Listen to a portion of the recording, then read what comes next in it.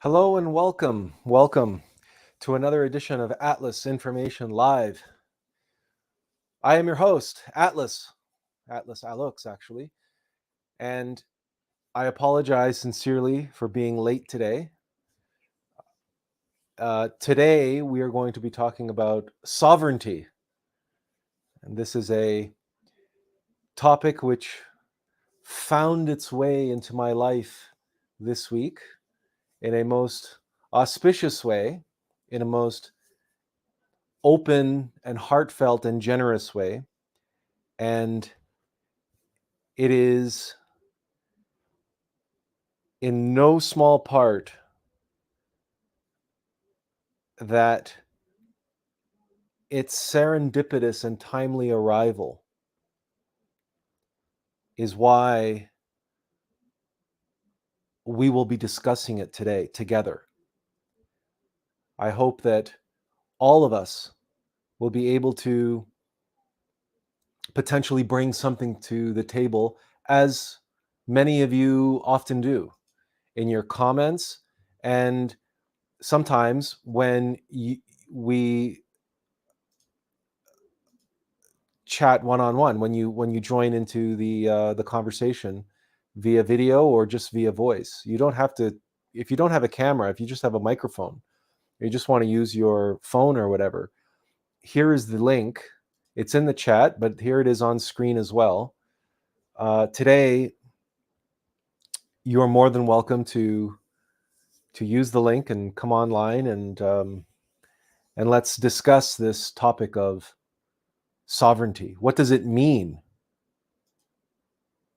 And how does it express practically, not just in our lives and on the path, but universally, in all ways and in all forms? Sovereignty is always there.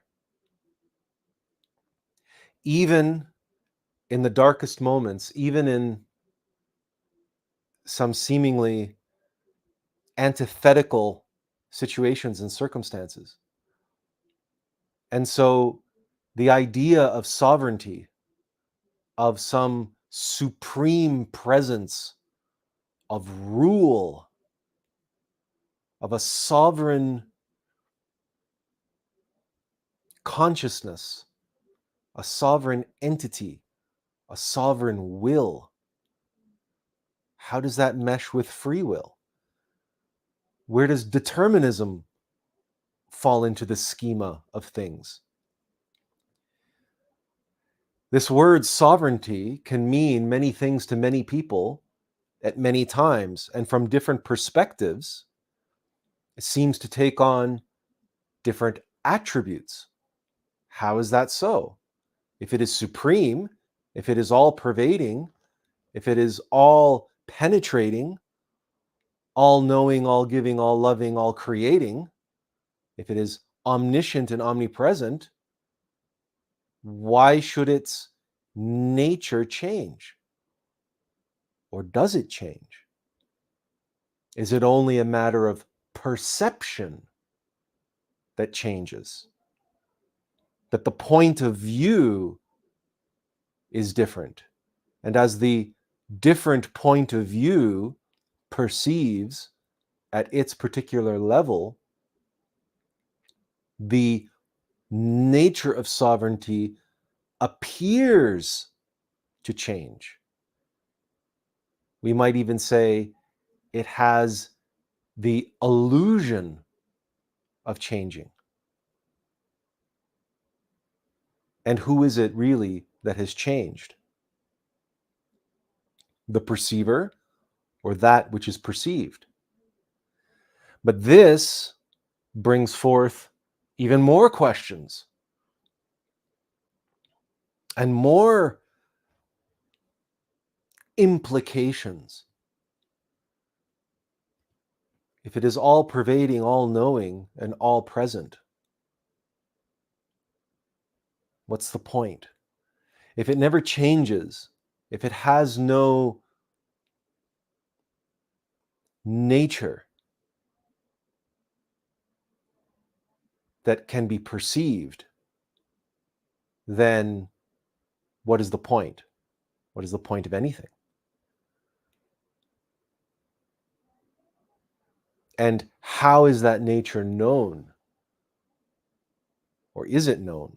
Is it even knowable? In the serendipitous arrival of this word in my life,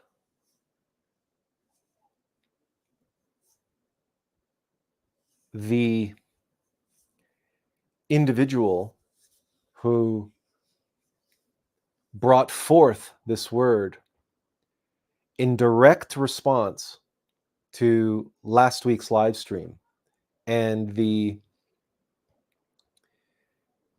situation which, I invariably found myself in,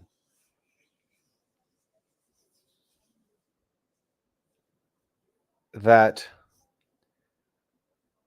state that I found myself in last week,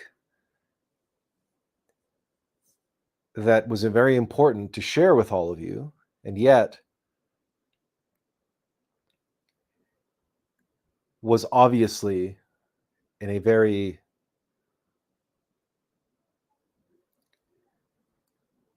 how shall we say, unsovereign place. It certainly felt that way. When someone's in a state of depression, when someone's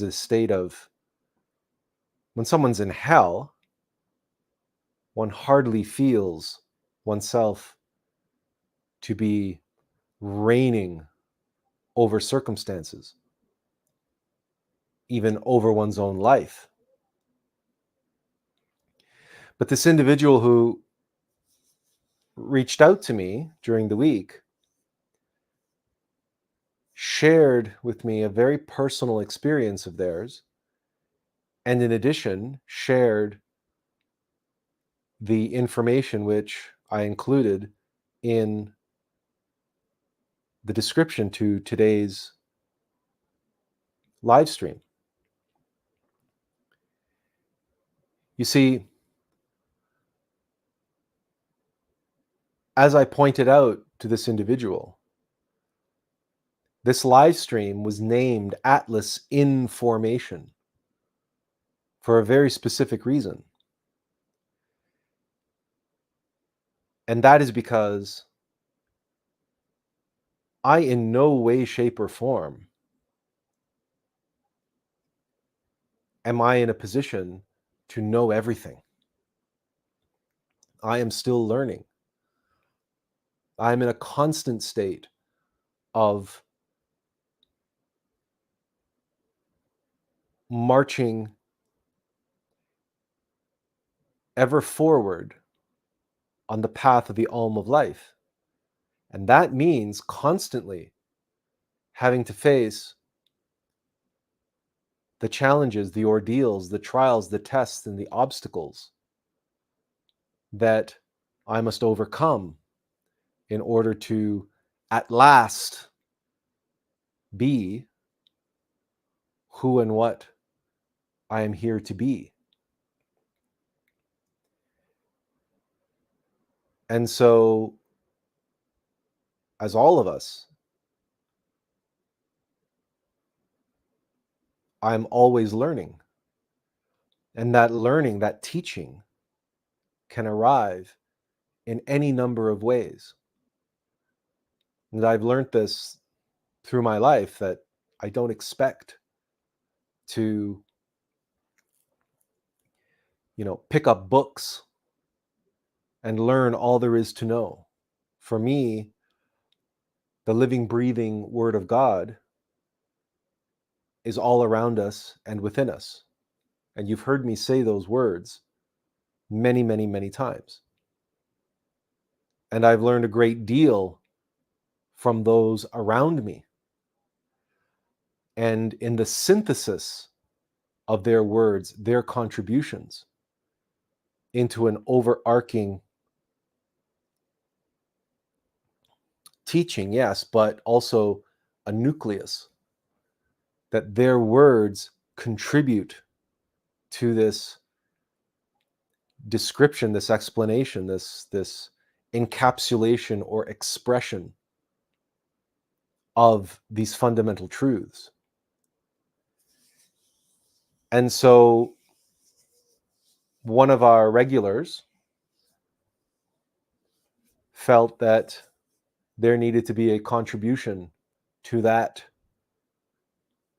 orchestration, like a musician stepping forth and saying, your orchestra is great, the orchestration is fine, but you're really missing a viola or a harp or a bass drum or a bass.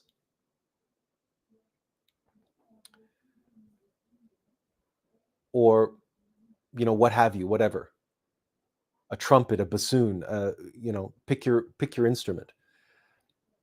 And if one goes through life as such a musician specializing in that particular instrument, and one comes across an orchestra and hears the music being played and says, there's something missing. And that individual has spent a great deal of time practicing or has a great deal of experience or knowledge regarding the very instrument that is missing, the very sound that is missing from the orchestration, from the harmonious collection of instruments. Then they come and they make their contribution. And this is the true beauty of classical music. This is what classical music teaches us on a fundamental level. The harmony of all of these individuals, all of them playing different instruments, all of which have different sounds and different characteristics and different qualities. And yet they come together, and many of them, they're even playing different notes. They're playing different octaves. We're not a musician, so we can't speak technically with all the detail as to all the different technical details of music and all the different layers and levels at which all the different players in an orchestra are playing. And yet, somehow, with the insight and inspiration of the composer, combined with the ear and the feel, the vision of the conductor, all of these individuals come together with one score and one conductor. And together they create this orchestration, which captures and expresses a particular interpretation of the music that the composer put on the page, put into the score. And that expression is, in one sense, personal. In another sense, it's collective. And if the conductor is true to the music they will make every effort to have their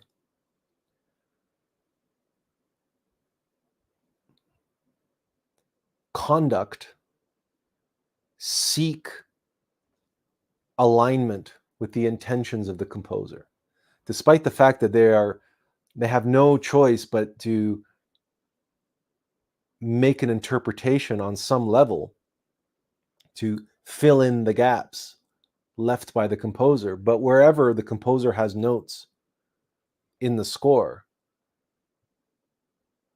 indicating with their intention of how certain notes need to be played, while the conductor has a responsibility to be as accurate to all of that as possible. But outside of that, where the information is missing, it's like the reader reading poetry or an actor playing Shakespeare. In between the lines, there are these gaps. And all artists reach within themselves and find within themselves the truth that fits into those gaps, such that no two performances may be precisely alike, but if those artists are true to their sovereign selves, if they seek to serve that which is sovereign within them, which was sovereign within the composer who received the notes and who took dictation,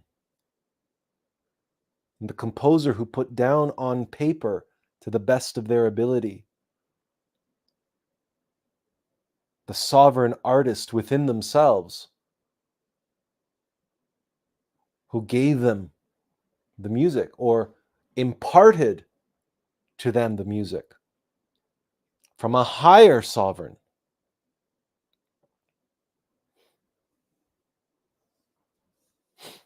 In other words, they took a higher sovereign truth and they expressed it in a new and novel way. And that expression they gave to a mortal vessel, a mortal vehicle, the artist, who then desperately attempted to capture on paper that which they heard in their mind and felt in their heart.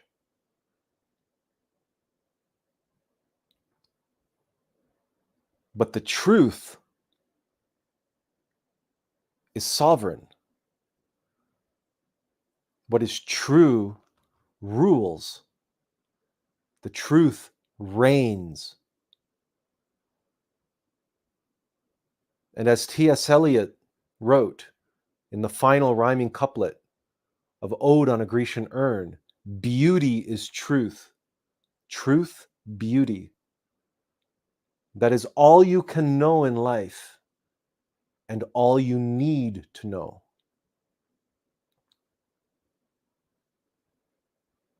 Truth is beauty, and beauty is truth.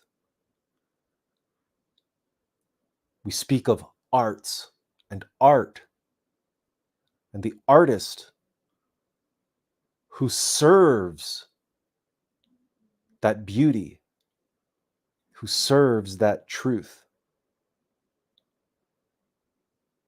who brings that truth and that beauty into the world, births it into the world of form. The ineffable, formless that which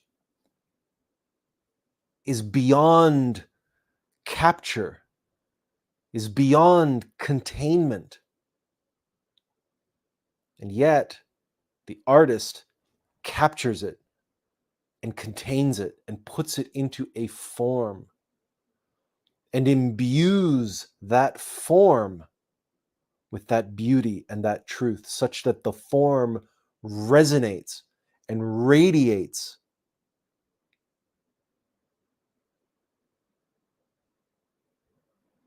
So that when others interact with that form, that art form, what happens? The resonance, the radiance, the truth, and the beauty touches them and moves them. They find themselves moved by the beauty, moved by the truth. And if they allow themselves, if they submit themselves to that beauty and that truth, they can be carried away.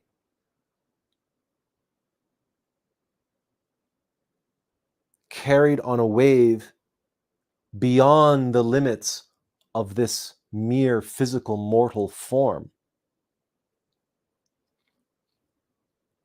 They are touched by God as they interact with any form which is imbued with that beauty and truth.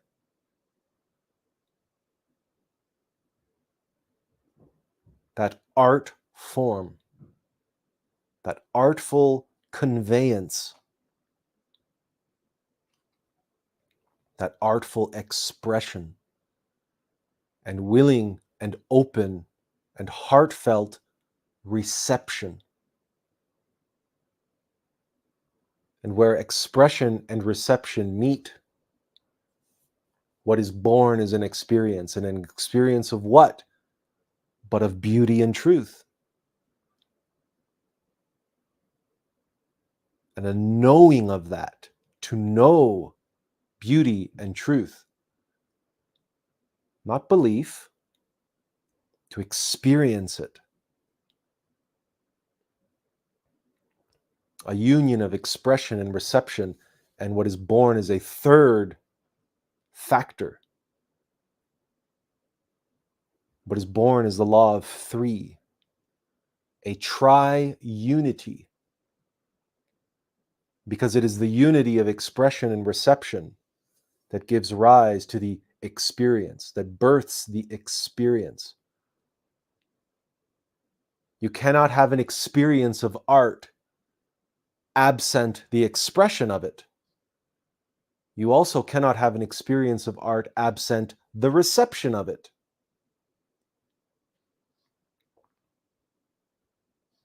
It is a trinary process of creating experience.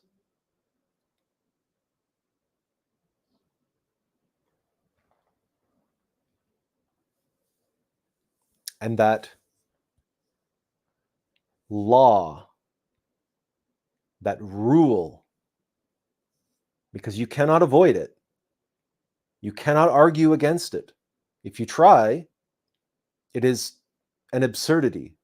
It is a ludicrosity. It is a waste of your time and effort. It is an impossible argument. You cannot win because it is a complete falsehood in opposition to objective reality. You cannot have an experience absent of expression and reception in consciousness specifically. There's no experience.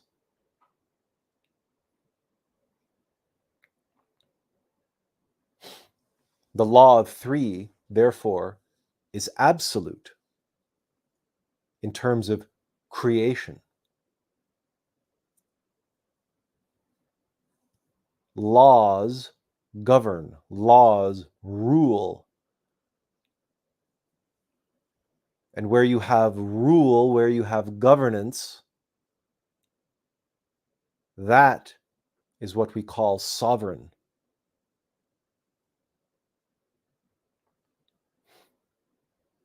That which reigns over all experience is this law of three, this ineffable but absolute and unavoidable law.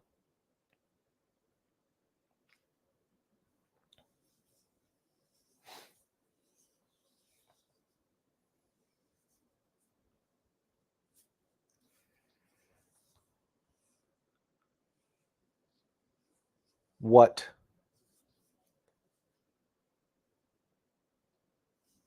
we find, especially when we look at, say, music, the law of three has a counterpart, and that is a law of seven.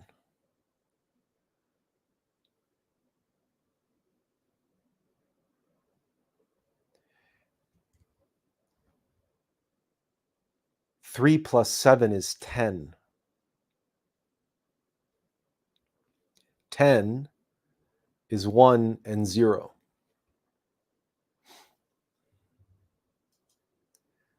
1 and 0 is the alpha and the omega. In other words, the law of two.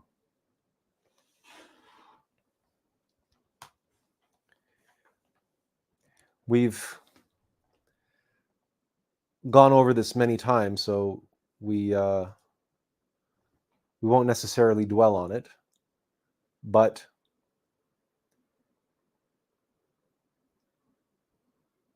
zero, there's a relationship between 1 and 0. You can say this point is the 0 point, and then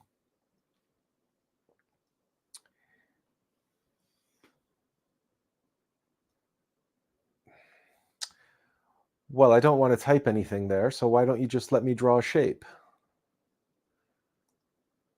How about we put nothing? Can we put nothing? Well, for some bizarre reason, it's okay, how about we go there? Okay, there we go. That's what we were looking for.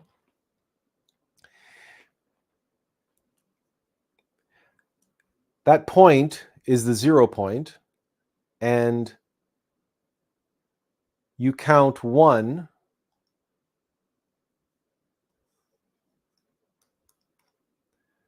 you have a radius,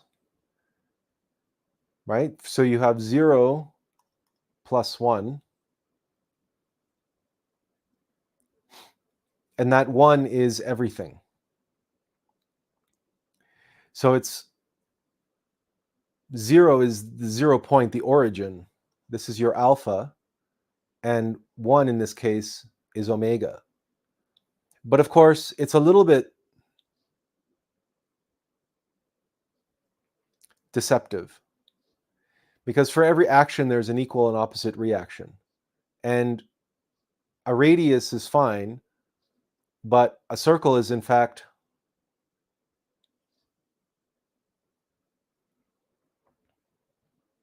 a diameter. And a diameter is 2 radii. So you have a point here and a point here. Mathematically, we call that -1.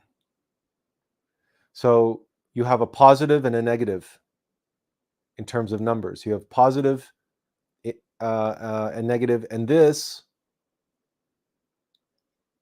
on the continuum, even though the value of that is 0, practically speaking, we have a 1 and a 1.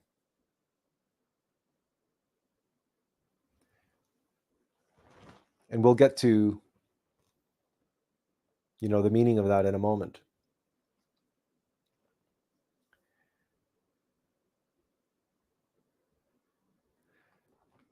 The issue is that in this continuum, alpha 0 is separate from omega. from everything.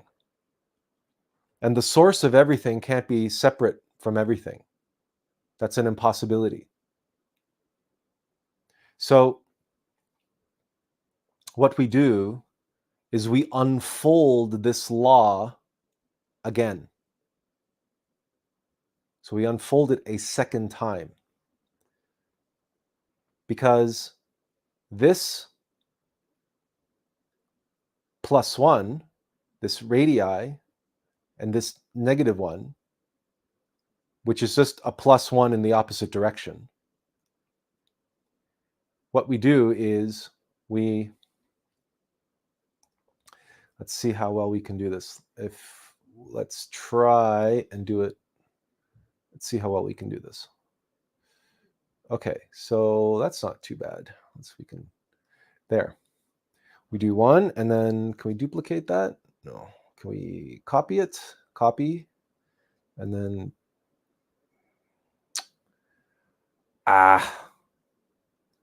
okay, let's try this. That's copy. Okay, Control C. So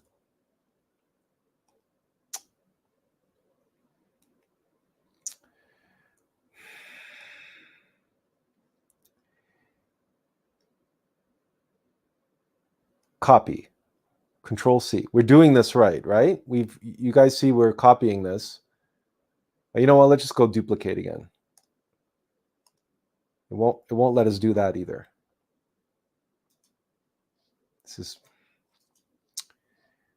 is completely useless, this drawing program. This is built into Windows, by the way. This is supposedly their okay, now it's giving me a paste option. But again, it's pasting text.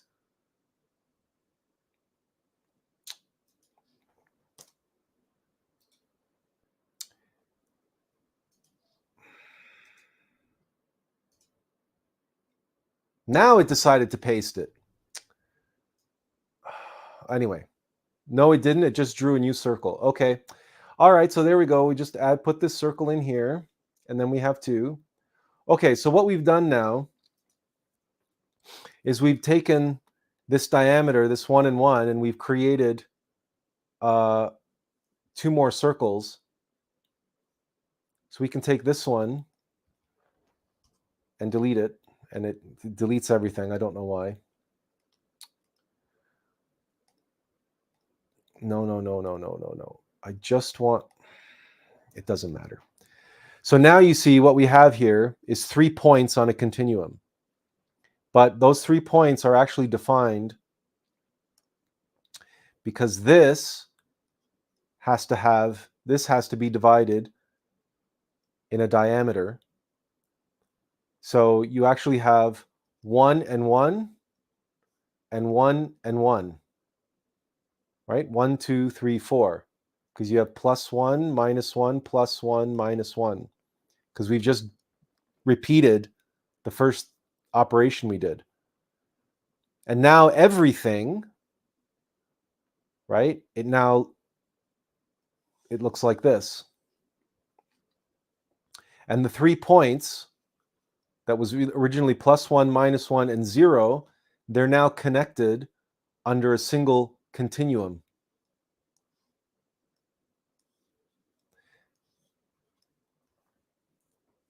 Which we call the Holy Eight. So the law of 2 plus 8 equals 10, which is 1 and 0. But the only way this law can unfold is via 1, 1, 1, 1. You might know this as the famous 1111. Right? Plus 1, minus 1, plus 1, minus 1. But remember, it's just plus 1 in the opposite direction. So it's 1, 1, 1, 1. But plus 1 and minus 1, right? This and this, they share a common point. And what is the value of that point? It was the origin. It was the alpha, But what is its numerical value?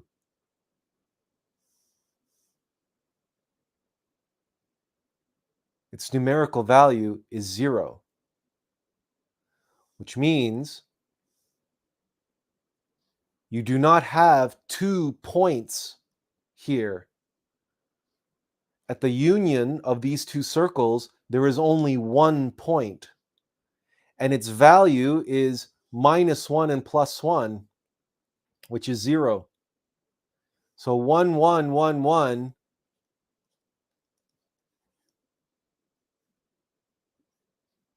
is this, is the law of 3.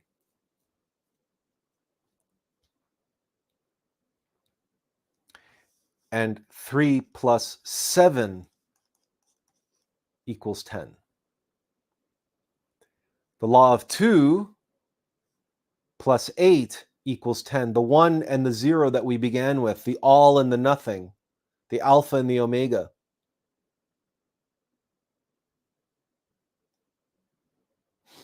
This is the relationship between 2 and 8, which is the alpha and the omega, and the relationship between 3 and 7, which is the alpha and the omega, and the relationship between the law of 1, 2, and 3, and how you must progress from nothing to the law of 1 to the law of 2, which then produces 1111, which is the law of 3. And if that looks any familiar to you, that's because if you take the tree of life of Kabbalah has, of course, what we call the twins.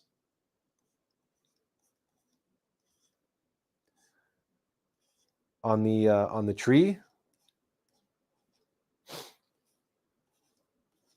This is a very crude drawing, but we go something like this. There's Da'at.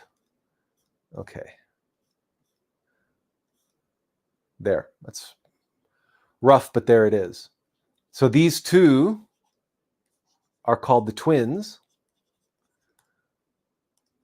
But the third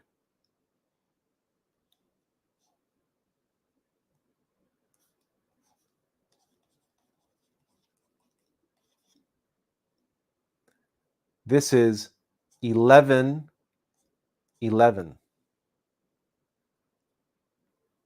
And why these two inner ones are one. Because one of these is masculine, one of these is feminine. We said that exactly opposite. The right is the masculine, the left is the feminine. But as we know from the Tao, and as we know, this is 1111, which means we know from this diagram that each circle has both positive and negative in it. And that it is the union of positive and negative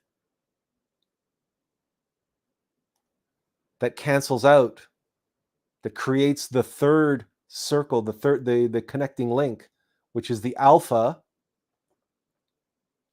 and ultimately the omega. It is the creative force of the universe. But nothing can happen without 1111, because 1111 is the law of 3. So even though we say this is negative as in feminine and this is positive as in masculine,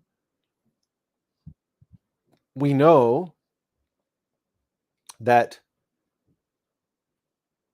the feminine side of the tree of life has a positive aspect. And that unites with the negative aspect of the masculine side of the tree of life. And that positive and negative unite to create this, well, the law of 3. And that center pillar of the tree of life is the pillar of light. It is what extends beyond Keter, but this is Keter.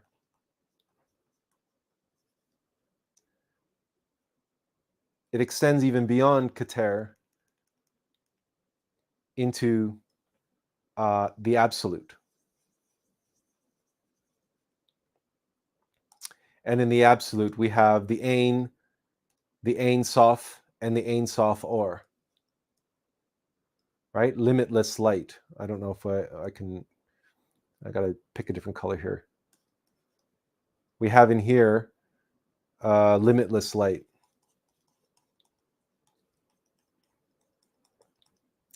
So it is that limitless light which is descending down the tree of life. And of course, it descends in this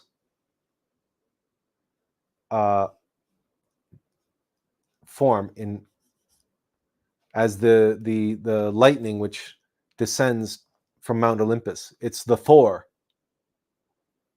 It is Thor's lightning.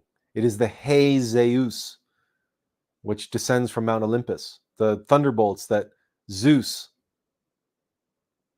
hurls down to the earth. But that central pillar of light is always present. And as we descend down to the different levels, the different dimensions, the third, the fourth, the fifth, the sixth, and the seventh, that light condenses and it adds more laws. We go from 3 laws to 6 laws to 12 laws to 24 laws to 48 laws.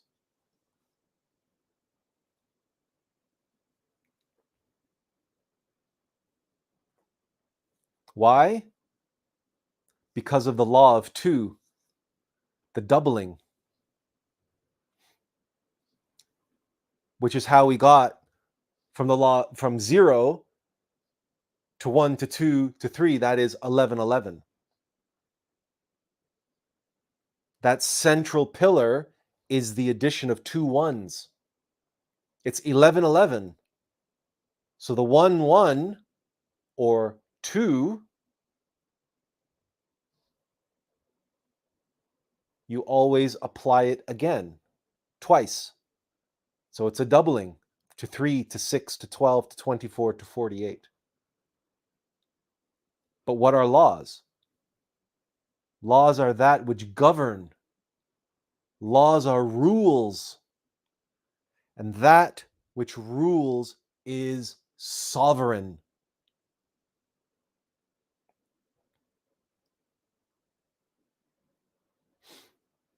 Sovereignty is ubiquitous. Sovereignty is in everything. And at the most fundamental level, in mathematics, in abstract mathematics, in the very creation of the universe itself, the abstract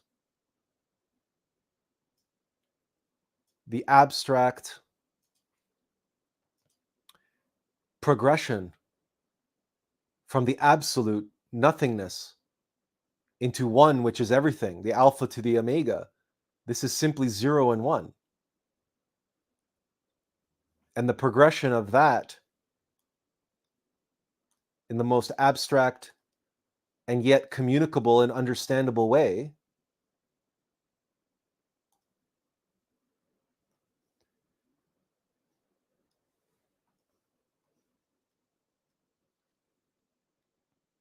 you begin with laws. The law of 1, 2, and 3, which is 1111.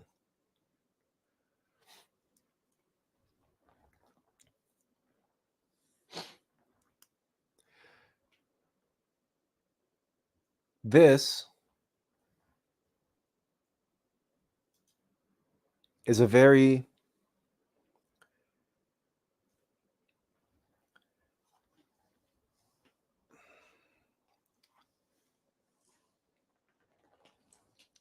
what's the right expression? A very dry way of approaching this particular topic.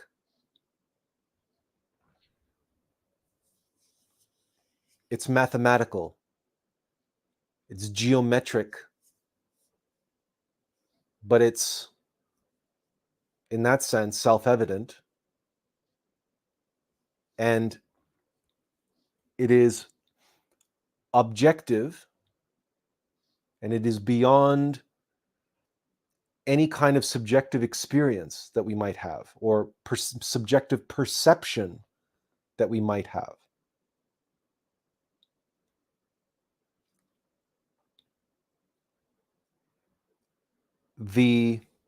Even the most staunchest of atheists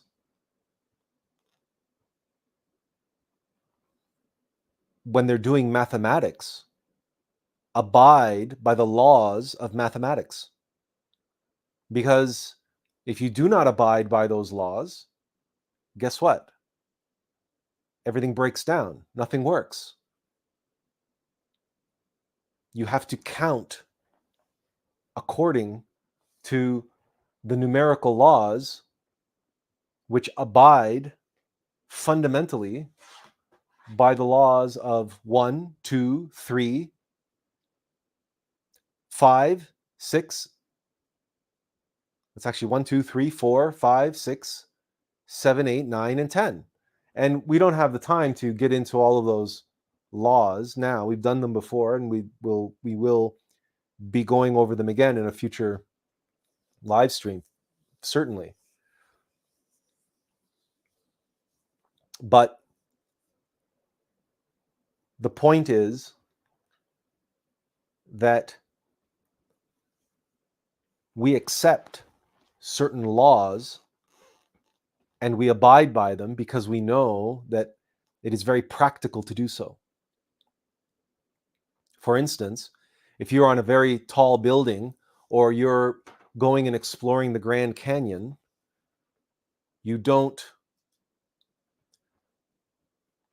if you do not respect the law of gravity, or what we call gravity, you know that you can put yourself into a great deal of trouble. So physicists, mountain climbers, Sherpas, atheists of all kind, they understand and respect what we call the laws of physics. Well, where do those laws come from? Who put them there? Why should they exist?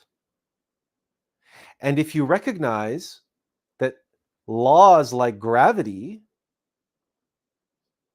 are restrictive,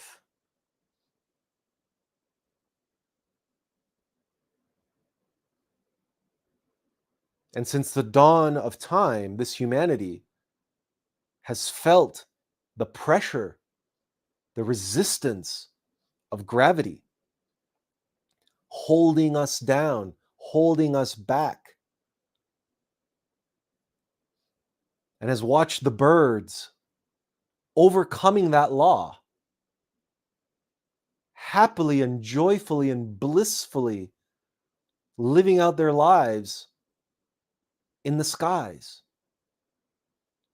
The great eagles and hawks majestically soaring in the heavens above. And for millennia, man looked up and said, someday we too shall break the bonds of this earth and soar in the heavens.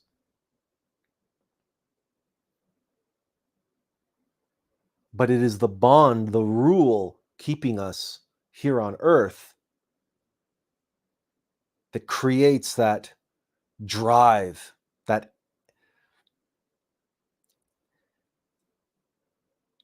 we're going to provisionally use the word ambition here, but it's a longing to break free of the bonds, of the resistance. But the resistance is a law. Have you ever heard the expression, laws were meant to be broken?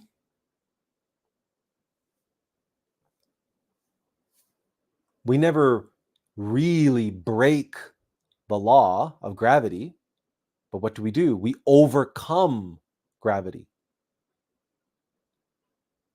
We use other laws of aerodynamics, the laws that the birds utilize to overcome gravity. And of course, we use other laws in the case of rocket ships, and in case of other flying machines, we will utilize different laws of physics to overcome the law of gravity. And other humanities use superior laws, fourth dimensional laws, to overcome the laws of motion themselves. Because if you can shift from the third dimension with its 48 laws, if you can shift into the fourth dimension, well, there's only 24 laws.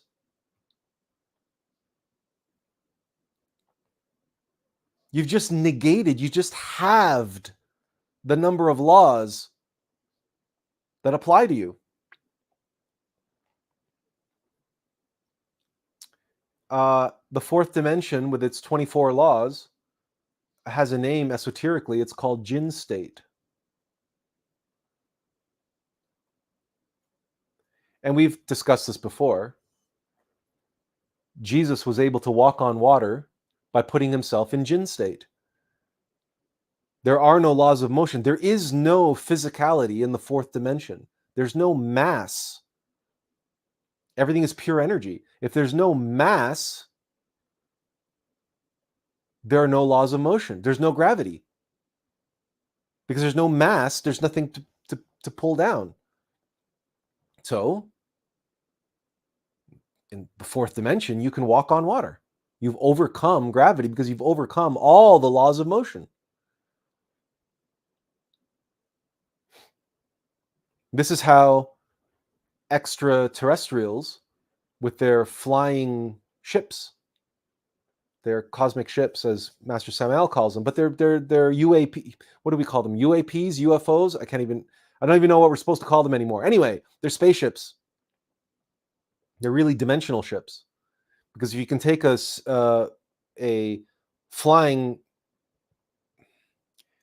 ship vessel and put it into the fourth dimension, well, then guess what? Of course, now you can do maneuvers that defy all laws of physics, and you would have to put it in the fourth dimension, because if you, at those speeds, if you changed direction, came to like a halt, and then immediately, without any acceleration, went to like Mach 12 or whatever these things can go, and then come to a halt like on a dime, if it was actually a physical vessel, everybody on the inside of that vessel would be crushed because of the laws of motion, because of the laws of inertia, of momentum, of gravity.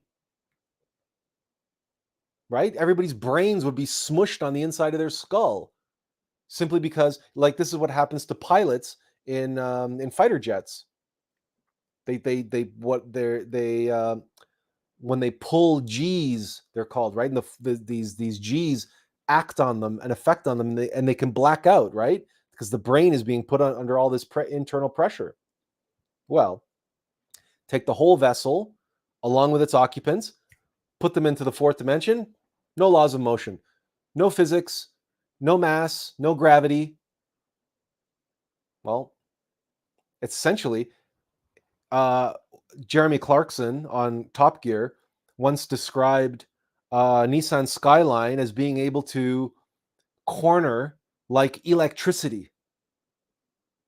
And think about that. Think about electricity moving across a circuit board. Does it have to slow down to make right-hand turns? No, it doesn't. Because electricity has no mass. The laws of motion don't apply to electricity. So, yeah, if you corner like electricity, you can make right-hand turns going at the speed of light.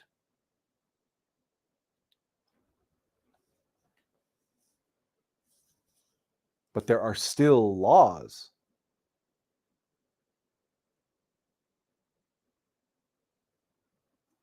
It's just that sovereignty, in all of its wisdom and benevolence,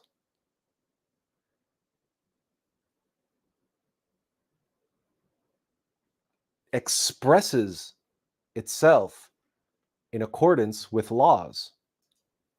And as those laws unfold from the law of 0 and 1 and 2 down through, and you have the law of 3 combined with the law of 7, these 7 dimensions, and you have the 3 aspects of the 0 dimension, you get 10, 1 and 0, which is the totality, the alpha and the omega. 7 is the organizational law of the universe, in other words. The 7 octaves and the 7 notes and the 7 chakras and the 7 primary colors, and on and on and on it goes. But there is a key aspect of this law of 7, this organizational law. And that is, even in music, there are halftones and semitones that the octave and the notes in the octave do not account for. So there's a gradual movement, but there's also points of stoppage. And while we don't necessarily want to get bogged down in this and get into this today, in between each of the dimensions, right? You don't go from 48 laws to 47, 46, 45, 44, 43. No, you go from 48 laws to 24 laws. There's a jump. If there's a jump in the continuum, that means there is a break in the continuum. When you count 4, 5, 6, 7, you don't count 4, 4.1, 4.2, 4.3, 4.4, 4.5, right? You jump from 4 to 5. And on a very simplistic point of view, you can say, yeah, well, that's just that you're just advancing 1. But we know mathematically that there's an infinite number of fractions between 4 and 5. But as you make that jump across that space, that gap, there is an interruption. And the law of 7 provides that interruption. And this is important because for various different, think of how cycles work, but think of also how there needs to be, practically speaking, interruption. Otherwise, an earthquake that would start would go on forever. There needs to be the law of stopping needs to be hard coded and baked into the organizational law of the universe. Everything that has a beginning must have an end on a certain level of reality. That rule, that law, must be baked into the organizational law of the universe. Else, you would just have you wouldn't be able to have the reality and the experiences that we do and are able to have. So musicians can understand this very well when they look at music and the different halftones and semitones between the notes, because they have to take all of that into account when they're especially when they're composing.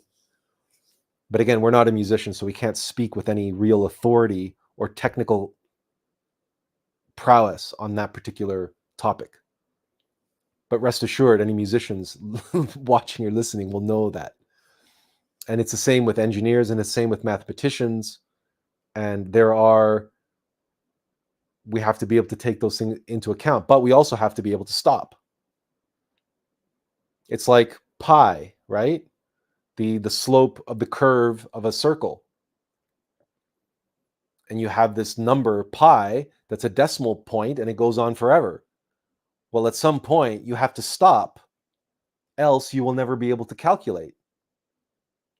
You'll never, practically speaking, and that mathematics exists in the seventh dimension, right? So it is ubiquitous across the organizational law as it practically unfolds in the seven dimensions, the necessity to stop in order to actualize, in order to express. So, laws are meant to be broken. Pi is meant to be interrupted. Do you remember we did a live stream on pranayama. And pranayama is often mistranslated by Westerners as breath control. And it is obvious that the rational mind, the mechanical rational mind, would want to interpret pranayama as breath control based on the practice and its mechanical understanding of the practice, that, well, I'm controlling my breath. But we know that control is fear. So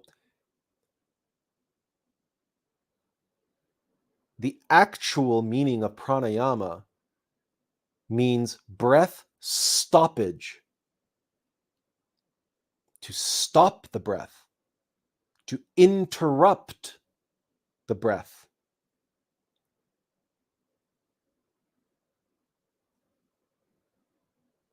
Laws are meant to be broken. Movement is meant to be stopped.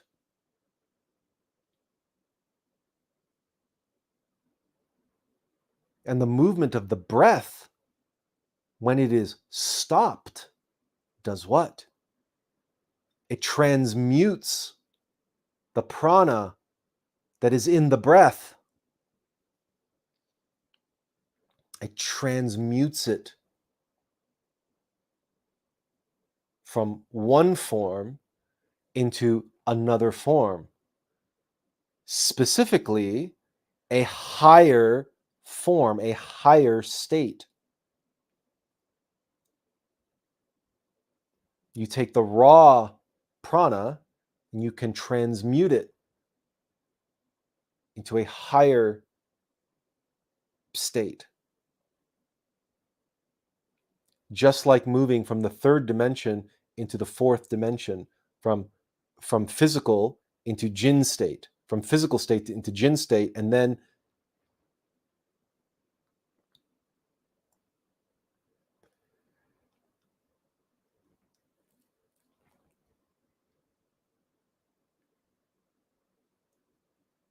in the awareness of that,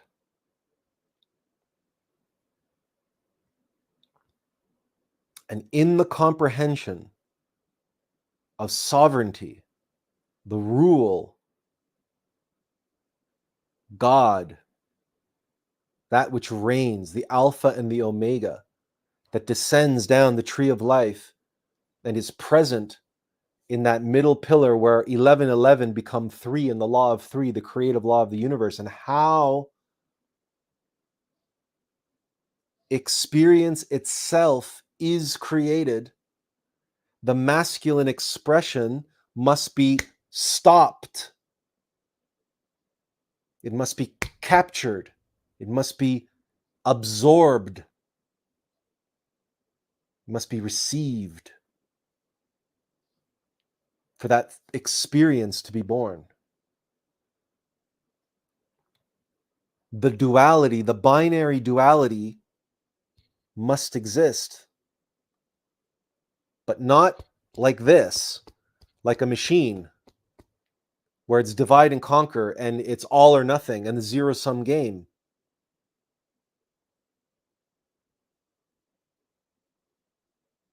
But it must be understood consciously and comprehended consciously so that it becomes this dance, this interaction, this interplay. But there is an arresting of one by the other. There is an ebb and a flow. There is a motion and there is a resistance. And it is in that interplay, that eternal interplay between these two forces that creates the third force, the third trinary, triune law by which the sovereign ruler of all, the Alpha and the Omega, creates. And it is 1111. It is 3.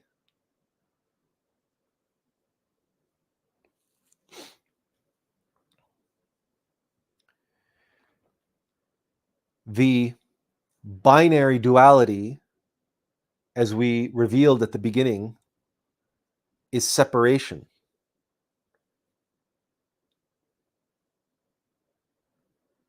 And you can't create anything through an opposition.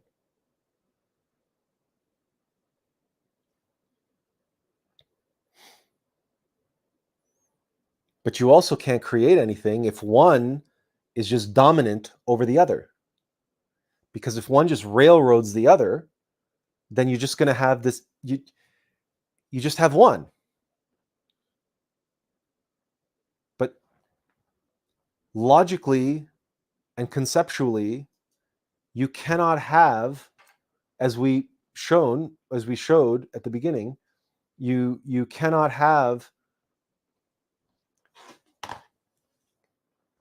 the center of a circle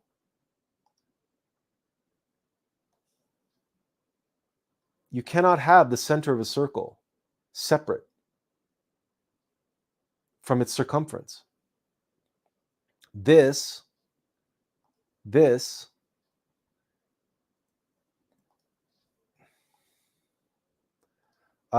is not a valid universe. This is not a valid continuum. The creator of everything cannot be separate from everything. It's impossible. So this duality of 2 points, the origin and the alpha and the omega, must be reconciled. And we showed you numerically, mathematically, conceptually, archetypally, how that resolution takes place, how that reconciliation takes place between 2 points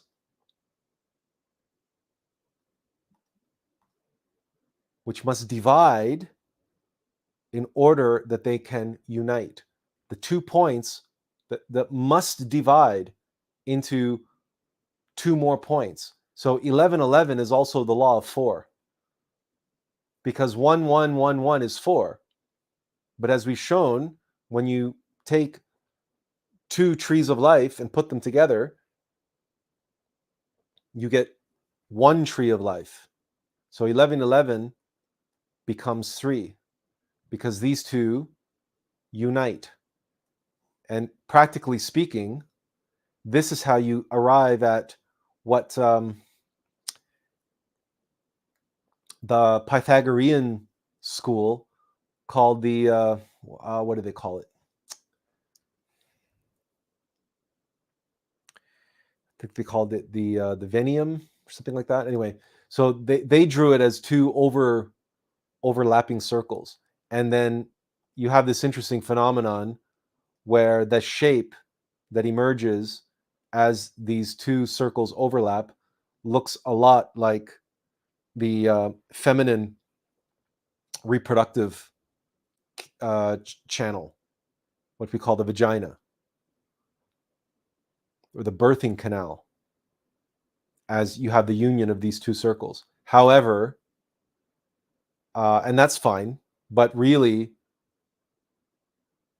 it because the Pythagoreans approached it this way instead of the way that we show it, they do not realize the relationship between 1111 and 3 in the same way.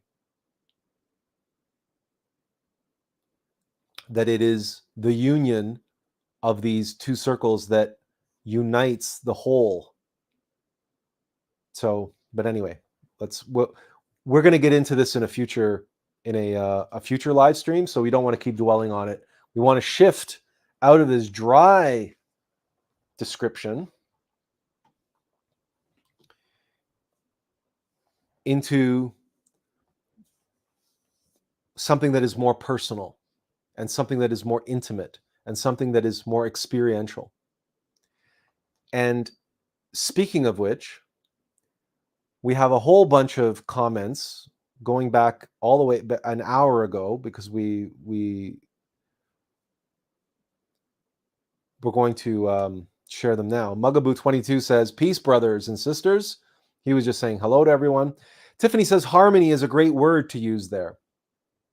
And she said, morning, Bugaboo. Thank you and much peace back to you.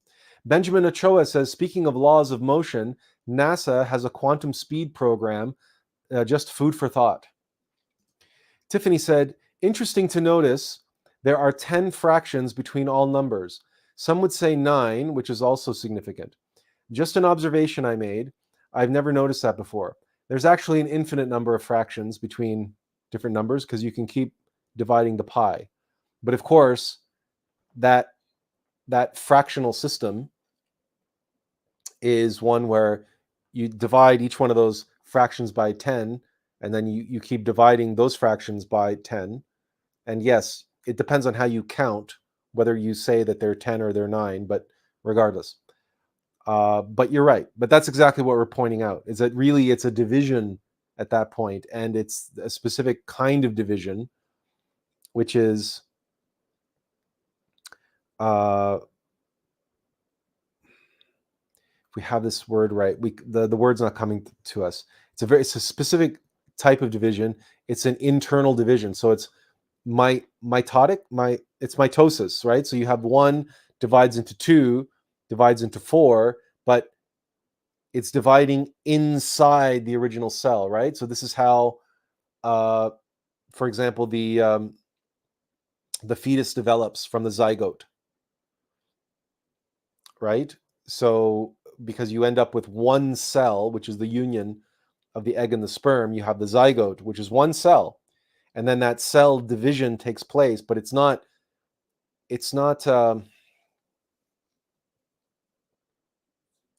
yeah, so there's 2 types of cell division, one where they can divide outside of themselves and one in which they divide internally. So it's the internal division that's important, because frankly, when you really comprehend and meditate on all of this, you realize that all of this division and everything is just taking place in the absolute.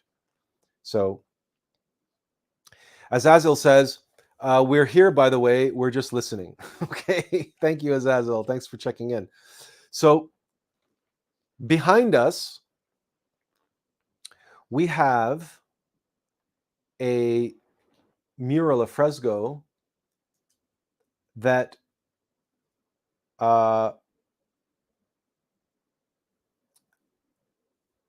this is the ceiling of the Room of the Giants of the Palazzo del Te in and it's in Mantua. And we can share with you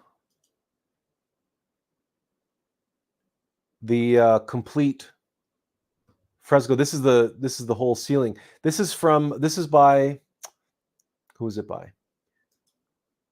It's by Giulio Romano, and it was painted at about 1530 something. Now this is the ceiling, and it is based on the Metamorphosis by Ovid, which is some refuse to call it an epic poem, but it is a poem written in 15 parts that describes all of history from creation right up to the assassination of Julius Caesar. So it's a poem written in Latin by the author Ovid.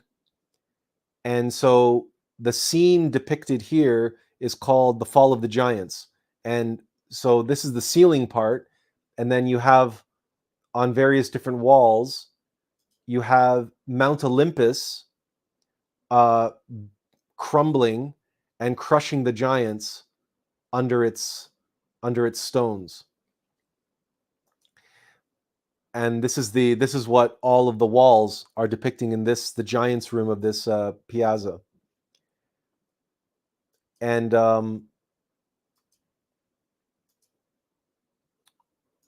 but what remains, though, is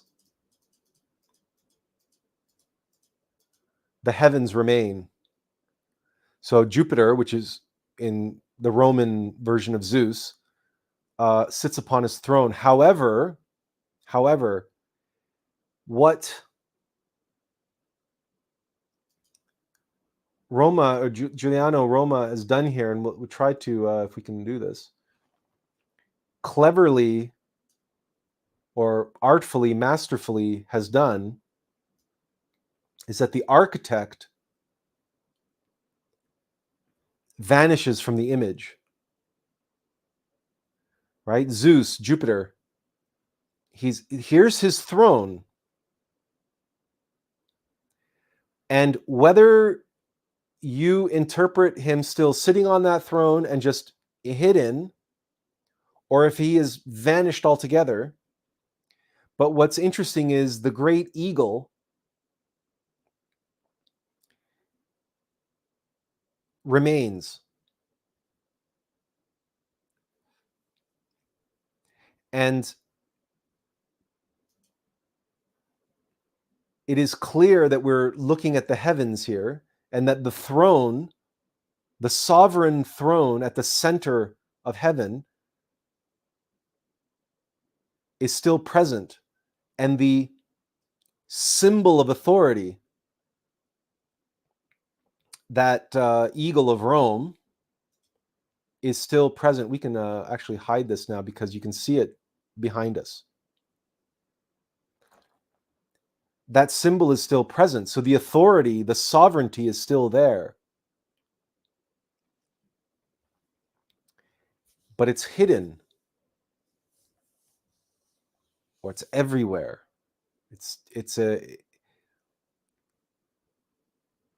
The sovereignty has played itself, and in the process of destroying Mount Olympus, to crush the giants, to forward humanity, because humanity is born of the blood of the giants. That is what is in Ovid's Metamorphosis that the painting is based on. Now the giants, we haven't read the poem, but the Atlanteans were larger than the Aryans, and the Lemurians were even larger than the Atlanteans. But if humans were being made of the blood of the giants in Metamorphosis, then this is very well could be a reference to the Book of Enoch, but it could also be a reference to the destruction of Atlantis. However, the fact that we have Mount Olympus being destroyed, there are other mythologies that come into play, but specifically all of this is based on the poem by Ovid called Metamorphosis. But the actual source material that Ovid based his poem on, we have not done our scholarly research into that to be able to say specifically. But in the history of humanity, there are and have been giants, and humanity was born in the aftermath of their destruction. Atlantis was born from the destruction of Lemuria, and our humanity was born of the destruction of Atlantis. But Atlantis was destroyed in the Great Flood. So it is questionable here about the destruction of Mount Olympus, because that's not a flood. So you can use your own discernment there to come to a conclusion on your own. However, we chose the image for the background for its obvious significance, and the fact that sovereignty is a dramatic and a personal and an intimate presence in our lives, and it affects history, and it is active now in this moment as it has ever been.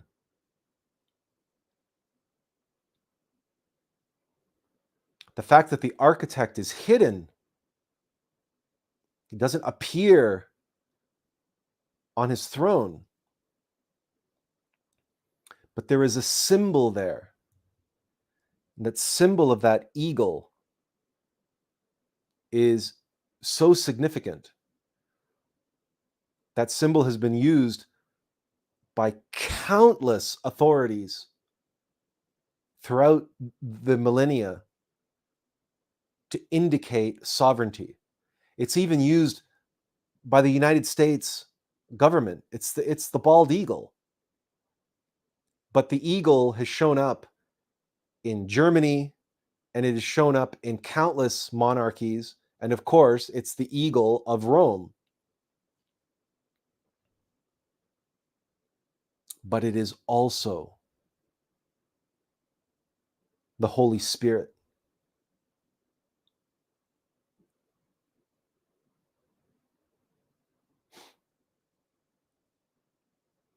It is also Quetzalcoatl. It is also the phoenix. Whenever we're talking about a bird that sits upon a throne, or a bird that indicates authority, sovereignty, a bird of prey, the top of the food chain of all other birds. It's a sport of kings, right? Falconry, hunting with hawks or falcons or osprey or, kestrels. You pick your bird of prey. They're more than happy to play with humans and hunt for humans. It's their nature. It's what they do. They are at the top of the food chain. They rule all other birds. And then we have the feathered serpent of Quetzalcoatl, which takes that imagery to another level. But we also have the phoenix, which again takes that imagery to another level. That fiery bird that is consumed by the flames and rises from the ashes. We comprehend and contemplate what we were saying earlier about action and resistance, and how something is born of the interplay between those two aspects. Well, a bird of prey must hunt. It must, or else it dies. The phoenix must die. It must, else it cannot be born. The stoppage, the interruption of the laws leads to the birthing, the ascension to a higher dimension where there are fewer laws. But there are still laws. There are just fewer laws.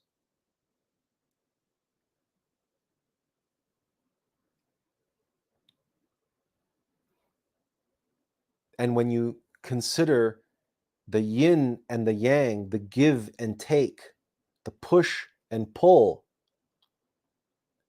gravitation and radiation, masculine and feminine, light and dark, good and evil. We have to use that air quotes all the time.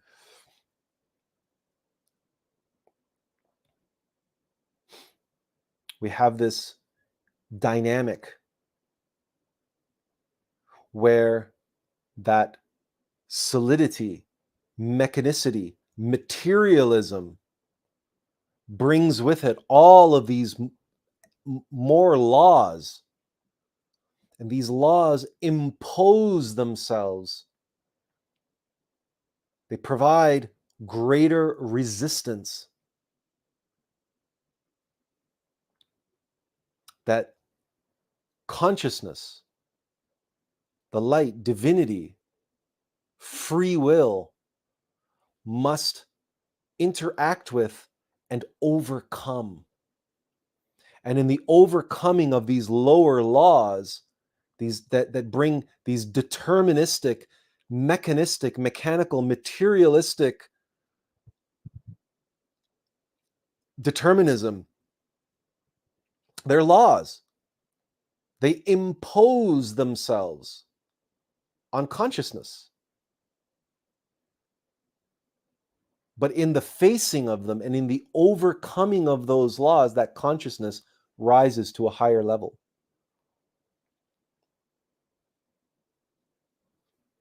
In the same way that the hawk, the bird of prey, must overcome the resistance of its prey in order to feed, in order to grow, in order to produce the next generation, in order to become a champion falcon. In the same way that the phoenix must die in order to be born again of the ashes. And the implication is that when the phoenix arises from its ashes, it is reborn anew, greater, at a higher level, and that it is no longer subjected to the lower level resistance and obstacles that it had to die to before it could be reborn.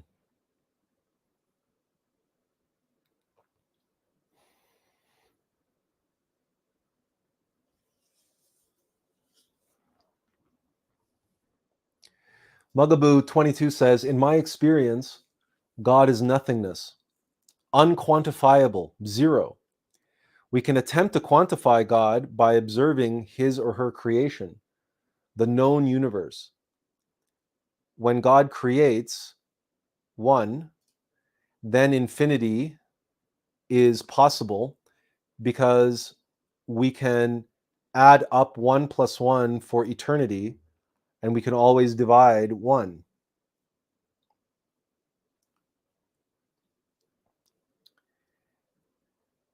And yeah, that's all true, right? But nothingness, God as nothing, is unknowable to itself.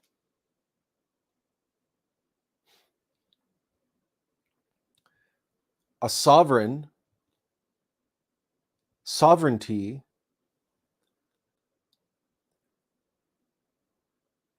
must reign over something.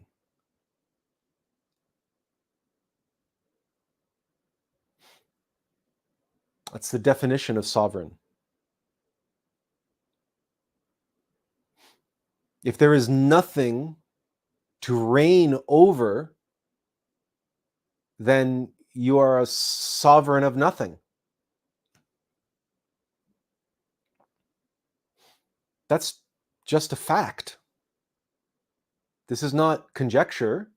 This is not cleverness. This is just a mathematical, archetypal, conceptual truism that nothing can rule over nothing because there's nothing to rule over. There's nothing to rule. There are no rules.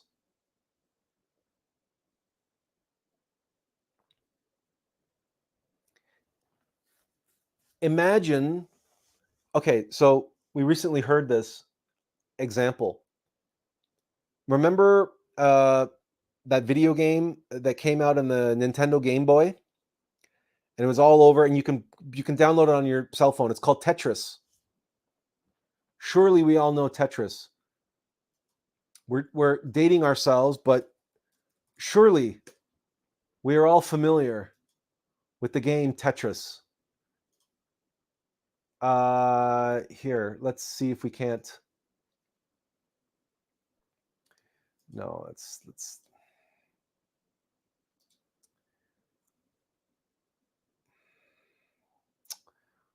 Open image in UTab. Okay, this is what we're looking for.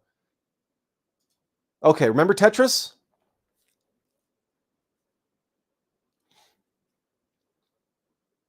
Now, in terms of global sales, Tetris is the most popular video game in history. We think it still is. It still holds that title. Now, the obvious question is, why all these different shapes? Why have all these different shapes? Wouldn't it be easier wouldn't Tetris be easier to play if there was only one shape? And why have all these weird, odd shapes? Like, wouldn't it be easier if they were all just this straight one? And wouldn't it be easier still if all the shapes were exactly the same and that the shape actually stretched from one side to the other, where they would just fall into place? That'd be really easy. You wouldn't really have to do anything. That'd be super easy. You'd win every time. And guess what? You would get bored of it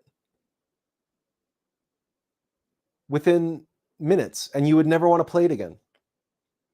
Why? Because there's nothing to do. Because it's pointless. It's a nothing burger. There's zero challenge. There's zero resistance. The variety, the difference, and the resistance, the construct, and the contrivance, because let's face it, this is a game. It's contrived. But there are rules. Who sets the rules? Who made the rules? And why did they make the rules? Why did they make the rules to be what they are? So that you could play the game. So there would be a game to play. And who made the rules? The guy playing the game. Because anybody who plays a game makes it first and foremost for themselves.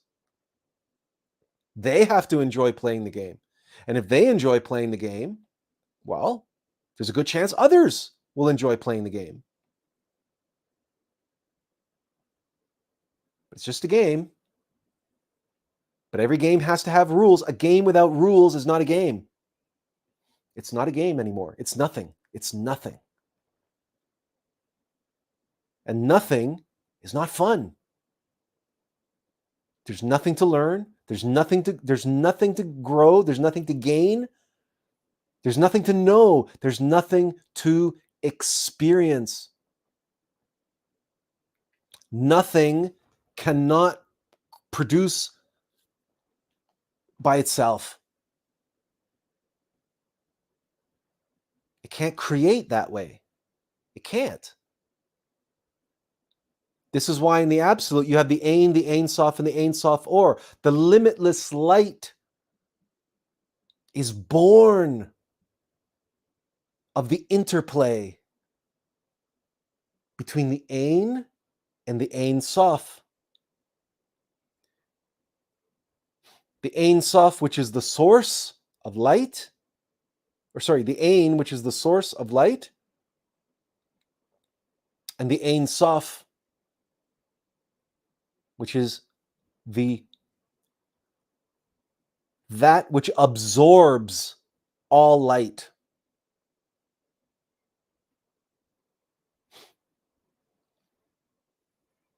Limitless light is possible only when the source of light, the radiance, the resplendence,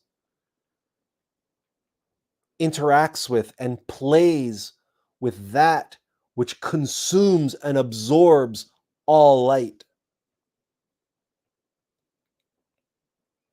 And it is the dance between those two that creates the limitless light. And it does so through 1111.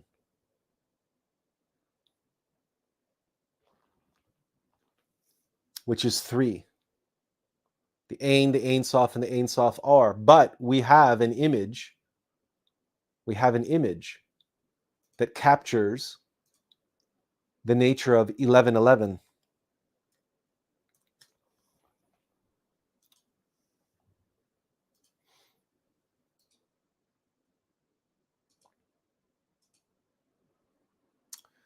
No, that's not what we wanted. Let's do... There we go.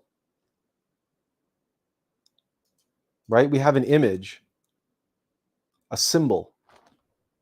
This is 1111.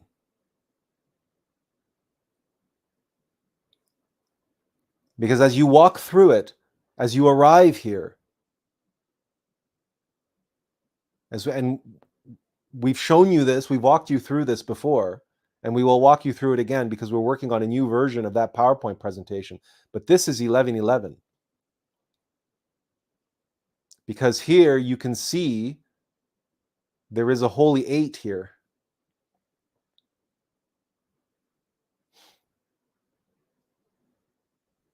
And it was that holy 8 that was required so that the two could be united as one.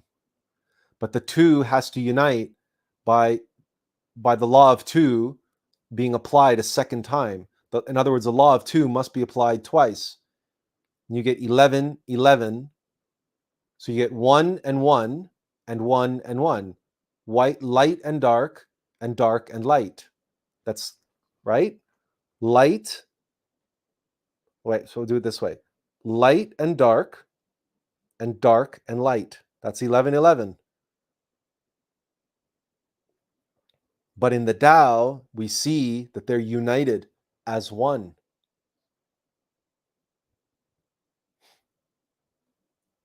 But there's union of masculine and feminine, of positive and negative, of light and dark. The resplendent source of all light and that which absorbs all light. But in the Tao, we see that in the darkness, you see, the darkness absorbs light, which means there must be light in the darkness, but it's condensed. It's contained, it's trapped.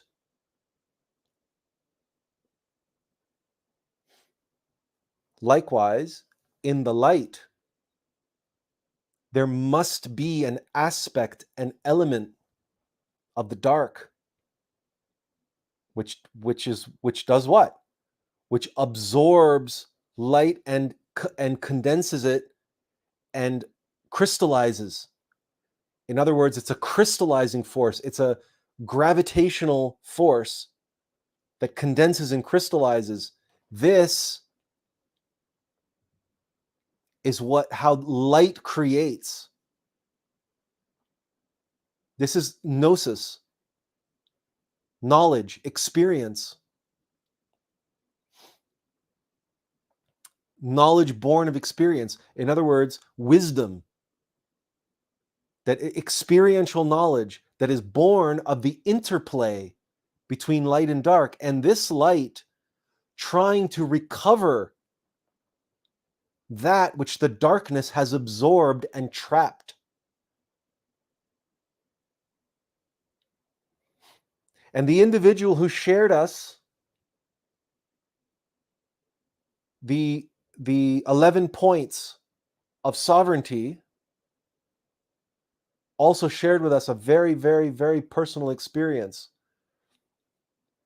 of her divine mother extracting a globe of glowing light, a spark, a global of glowing light of consciousness from a demon, and returning it to her and instructing her on the nature of sovereignty.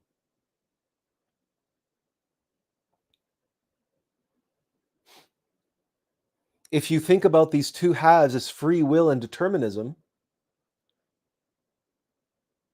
well, what is determinism but rules? What are rules? Where they come from? Rules are rules. They apply, and they apply mechanically. That means without prejudice. Without prejudice. They are objective. They are mechanical. But they are deterministic. So the light, free will, consciousness is subjected to them.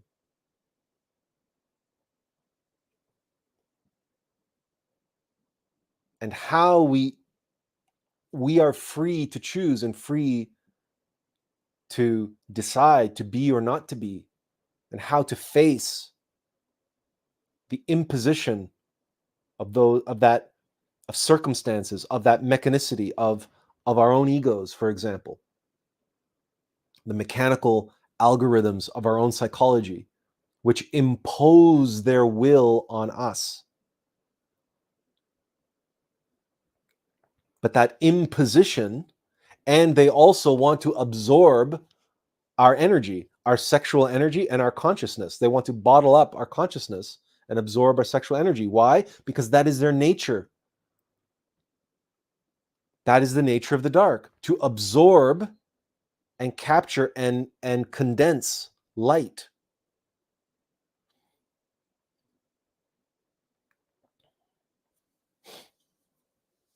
But that's like putting carbon dioxide in a deep freeze, and you put a huge balloon filled with carbon dioxide into deep freeze. And what happens? The carbon dioxide slows down and condenses and condenses and crystallizes, and eventually you get dry ice. And you cannot breathe dry ice. You can't. But with the right application of heat, you can release the gas which is in the dry ice, the carbon dioxide, which makes up the dry ice, which is inaccessible to you. But if you apply heat, energy, light to that dry ice, it begins to melt. And it actually doesn't melt, obviously, because carbon dioxide doesn't go into a liquid state.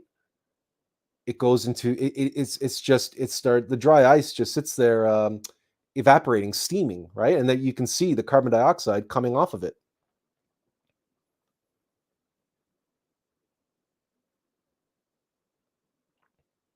The application of superior laws overwrites and overrules inferior laws. The laws of higher dimensions supersede. They are foundational. So if you work with the superior laws, you overwrite and overrule inferior laws.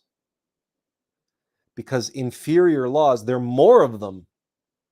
Because guess what? after the world, after the third dimension, you go into the lunar fifth dimension, or Klipoth, the infernal worlds, and 48 laws becomes 96 laws. And that's why depression and anxiety and ego of all kinds and worry and stress, and that's why there's so much weight there. And all of the complexity, the density, the we're weighed down by more laws in the infernal worlds, in hell, psychological hell. But we can use superior laws to undo and unravel, to face and dance with the devil. And it's this dance. Because this is not a confrontational relationship. In no way do you look at the Tao and think, oh, that's binary duality in conflict. No. If you look at the Tao in that way, you have not meditated on it.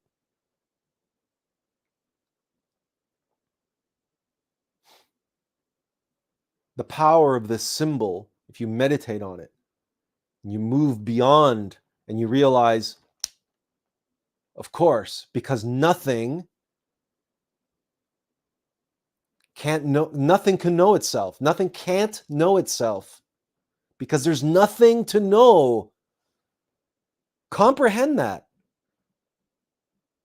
Nothing can know itself because there's nothing to know. So what does it do? It separates into unlimited light, and infinite darkness. Radiation and gravitation.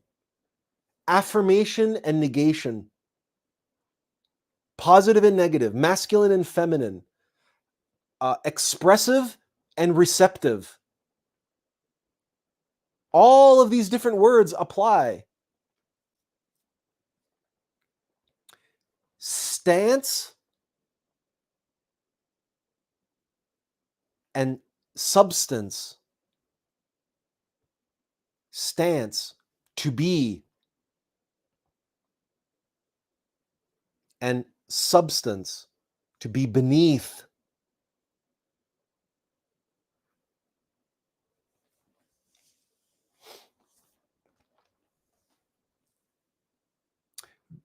Perhaps even, and related to stance, we have essence. Essence and substance. It's a better dichotomy of duality to have essence and substance, and the interplay between essence and substance results in existence. And the existence is fed via subsistence. Substance provides subsistence. There is energy in all that materialism, in the flesh of plants, in the flesh of animals, in the makeup and the constitution and arrangement of molecules in minerals, which we call vitamins and minerals, which are essential to all living things. But they must be broken down. They must be released. You must get the minerals released from their bonds in order for them to be able to provide and give the substance that the plant requires. The minerals that the plant absorbs, right? The nitrogen and the carbon dioxide and the other minerals that the plant absorbs through its roots. And those minerals go into the plant and into the plant's leaves and into the plant's fruits and vegetables. And then animals come and they derive those minerals and that energy from the flesh of those plants. And those minerals and that energy goes into their flesh. It's all subsistence. And in nature, this is what I learned by working for years with Wolfgang, our ecosystem guru, learning about high order rainforest ecosystems. They're a nutrient desert. All this talk of abundance and abundance and abundance and abundance, these people don't understand the Tao and they don't understand nature. They don't understand ecosystem. In a high order ecosystem, it's a nutrient desert. Why? Because all the nutrient is being utilized. Because in a high order rainforest ecosystem, there is such harmony. In that infinite complexity, there is such harmony of mutually beneficial symbiosis that all of the organisms are in this dance where the water is crystal clear and pure. Because as soon as any nutrient gets expelled from some organism, an organism dies, or it soils the water in some way, the instant that happens, other organisms immediately absorb those nutrients. And sometimes entirely new organisms just appear out of nowhere. This is what biologists will never understand and will never accept so long as they maintain a materialist paradigm. Because a high order rainforest ecosystem is the highest expression in nature. And it is a perfect expression of the Tao multiplied in infinite complexity. A high order rainforest ecosystem is the ultimate expression in physicality in a microcosm of the nature of the universe in macrocosm. And it is all governed and ruled by sovereignty and via sovereignty, the interplay between mechanical laws and divine conscious laws.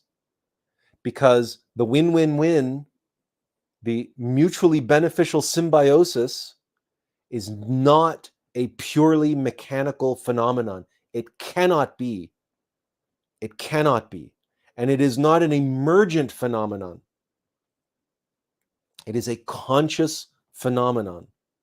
It is consciousness expressing itself because it exists. It is present in the mechanicity. Even minerals are conscious. Every atom is conscious to its own level, to the degree that it needs to be at its level of existence in order for it to know itself at its level of reality, in order to be a bacteria or an amoeba or an ant or a plant or a fungi. You only need the consciousness that you need in order to experience at that level.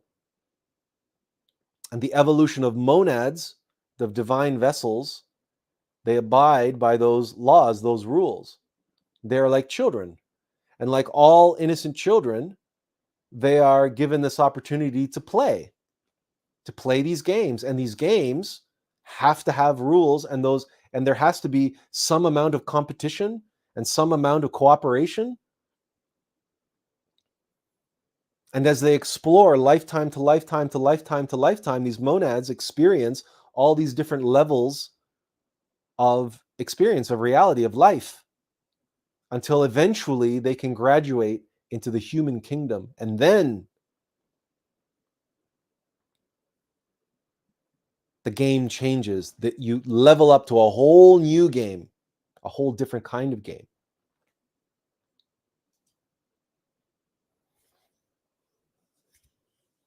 And you discover there are more rules now because there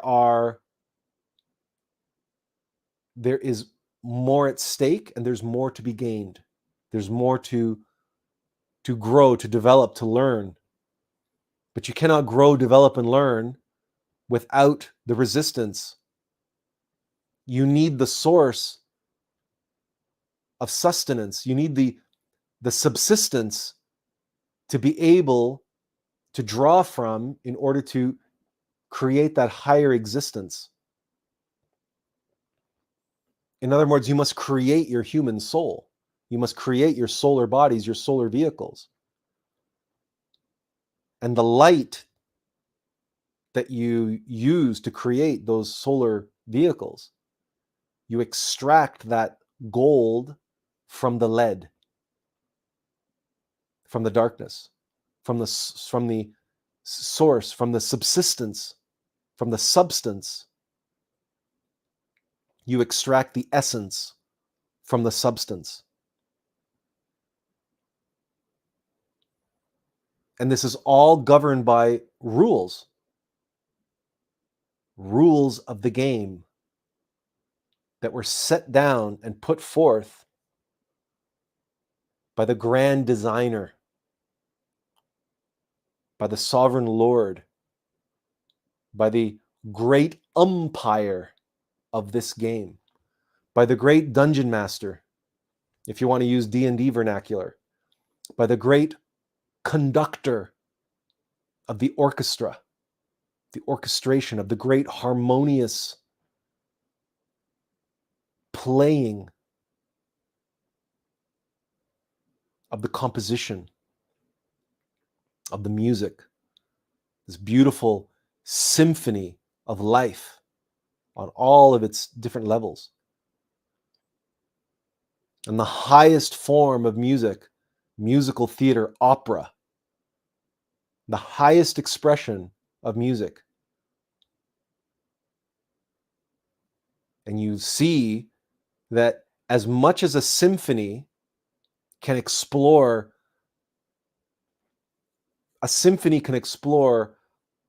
all sorts of truths, but an opera in music explores the game. Opera exposes and reveals the nature of the game. You listen to Don Giovanni. You observe Don Giovanni being performed, or Mozart's The Magic Flute, or Aida, or any opera, any great opera. And sure, it's melodramatic, it's larger than life, of course,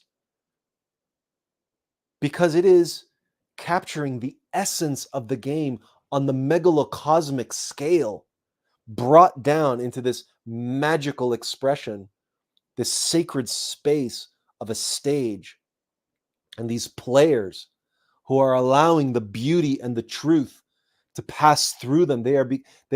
An opera singer makes of themselves an instrument of beauty and truth itself. Opera is the king of theater. It rules, it reigns. And that's why all the great tragedies of theater were set to music at some point.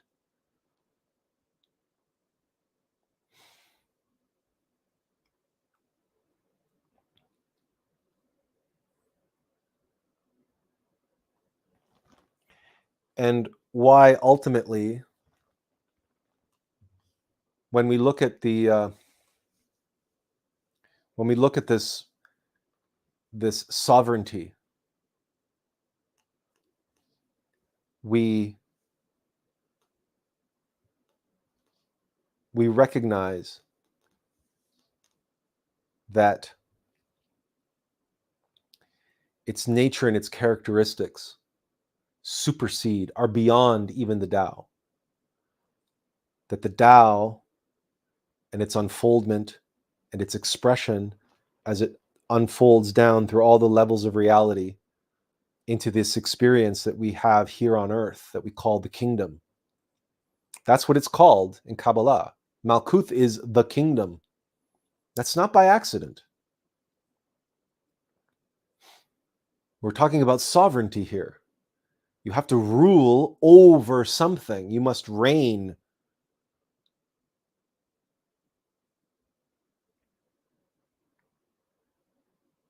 Now, kingdom comes with its own set of implications.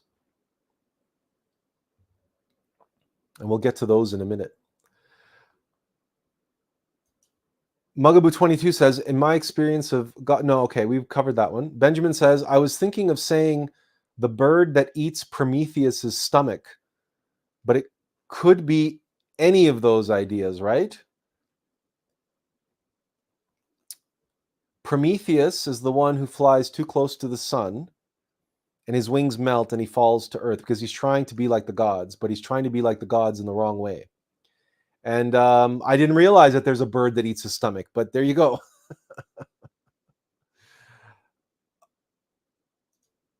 Tiffany says, yes, sovereignty allows us to see those lower laws with clarity.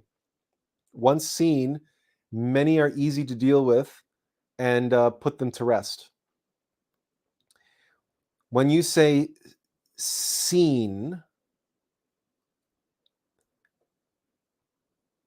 to see, well, we'll get to that. There's seeing and then there's comprehending. In other words, there's seeing with your eyes, then there's seeing with the third eye, then there's seeing with your consciousness. In other words, comprehending. And we'll get to that. But you're right. Of course, you're right. But it's always just a little extra, little nuance that you just have to go a little bit deeper into the words that you're saying. Because seeing, you have that expression like seeing is believing. Sure, but we don't want to believe. Right? We want to know. And so the seeing is must be deeper. It must be seen from the higher. It must be seen from the higher level. So we can talk about laws and higher laws superseding lower laws, right? But in the same way that the mind can process that the law of 3 is superior to the law of 7, but that doesn't allow, that still only allows a human being to procreate. That doesn't align a human being into an act of creation, only a procreation. If you see what we're getting at, right? You can look up at superior laws, but you must be able to see from the superior place down at the inferior laws. And there's a difference. And it makes all the difference in the world. And that's why meditation and self-observation is so important. And getting the mind out of the picture is so important, to allow the consciousness to inform us. Because it is that play on words. To inform us allows us to be in formation. Mugaboo says, unknowable to itself. Thank you, Attlas. You're welcome, Mugaboo. Okay. We actually took the 10 points. Oh, wait. Jeez. There, okay. We should be able to do it like this. Okay. We took the 11 points, and we just want to very quickly go through them on sovereignty. Let's see if we can get this working here. So, sovereignty stems from the Trinity. Of course, the Trinity stems from the Ain Soph Aur. We've covered some of this already. Creation is sovereign, and it can't not create in any other way. Or better stated, it cannot create without the ingredient of sovereignty. It's impossible to separate sovereignty. It's not even an ingredient. It's just part of the original program. It is the very fabric of God. And we hope that so far what we've been expressing, you can see why that is so. And the reason is because you have these lower laws, including the laws in hell, right? The 96 laws in hell that try to impose themselves deterministically, mechanistically. And then you have these superior laws which do not violate the ultimate law of free will,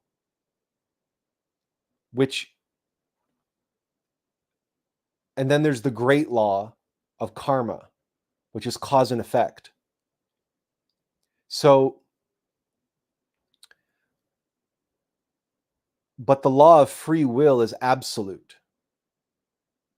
So you have free will as an absolute law, which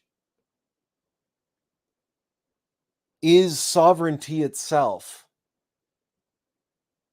But because it's, for example, to be a sovereign individual, you, where you are right now, you are given the choice to be or not to be. That choice is never taken from you.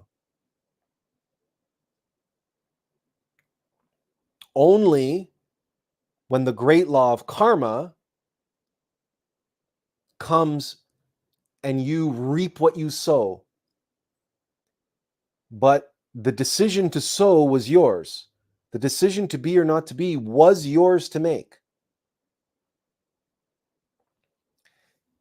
The antithesis of that is mechanical determinism, which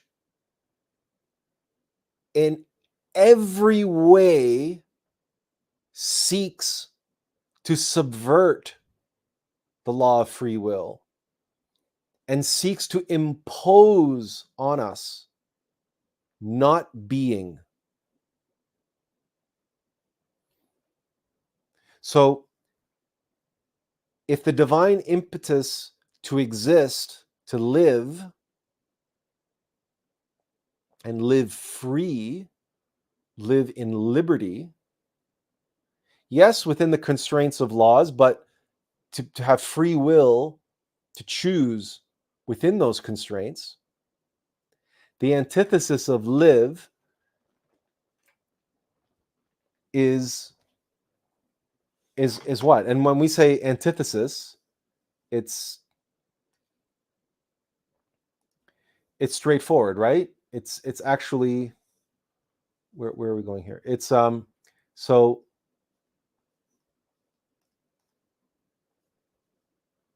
you invert this.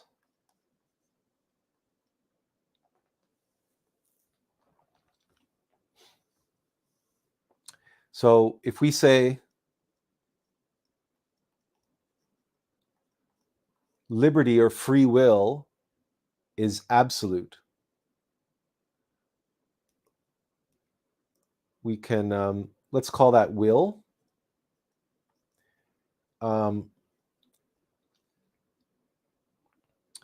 Then evil is essentially, you can call it, or you can call it,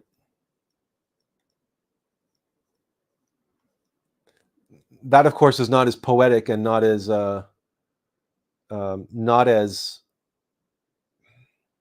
elegant as the fact that evil is literally the word live spelled backwards.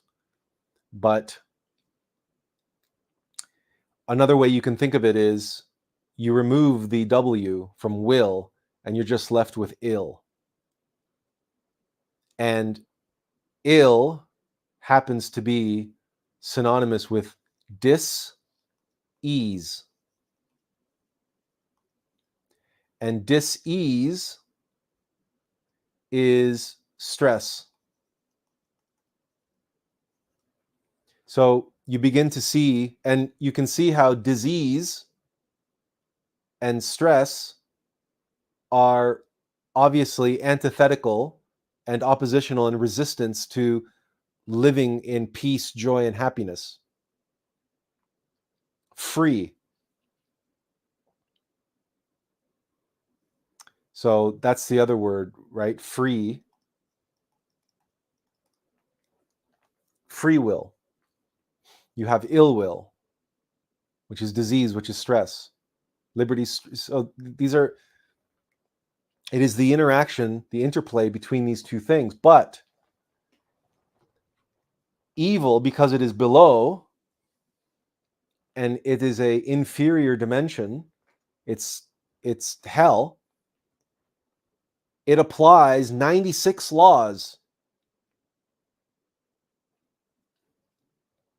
and it brings all this complexity, all this heaviness, all this weight that causes stress, that causes dis-ease, that takes away our freedom and our peace and our joy and our happiness.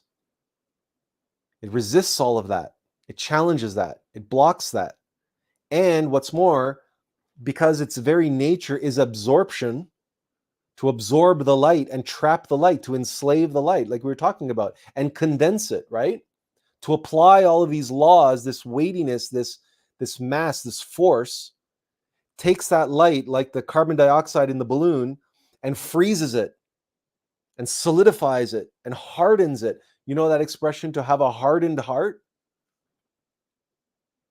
Your heart becomes hard. Your spirit becomes hard instead of being soft and ineffable and malleable and free.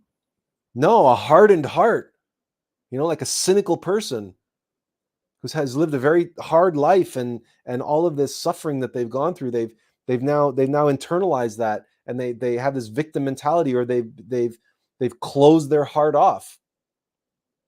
They don't want to feel anything anymore. They want to be numb.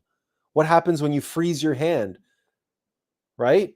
One of the first things that happens, you start to lose the feeling in your fingers.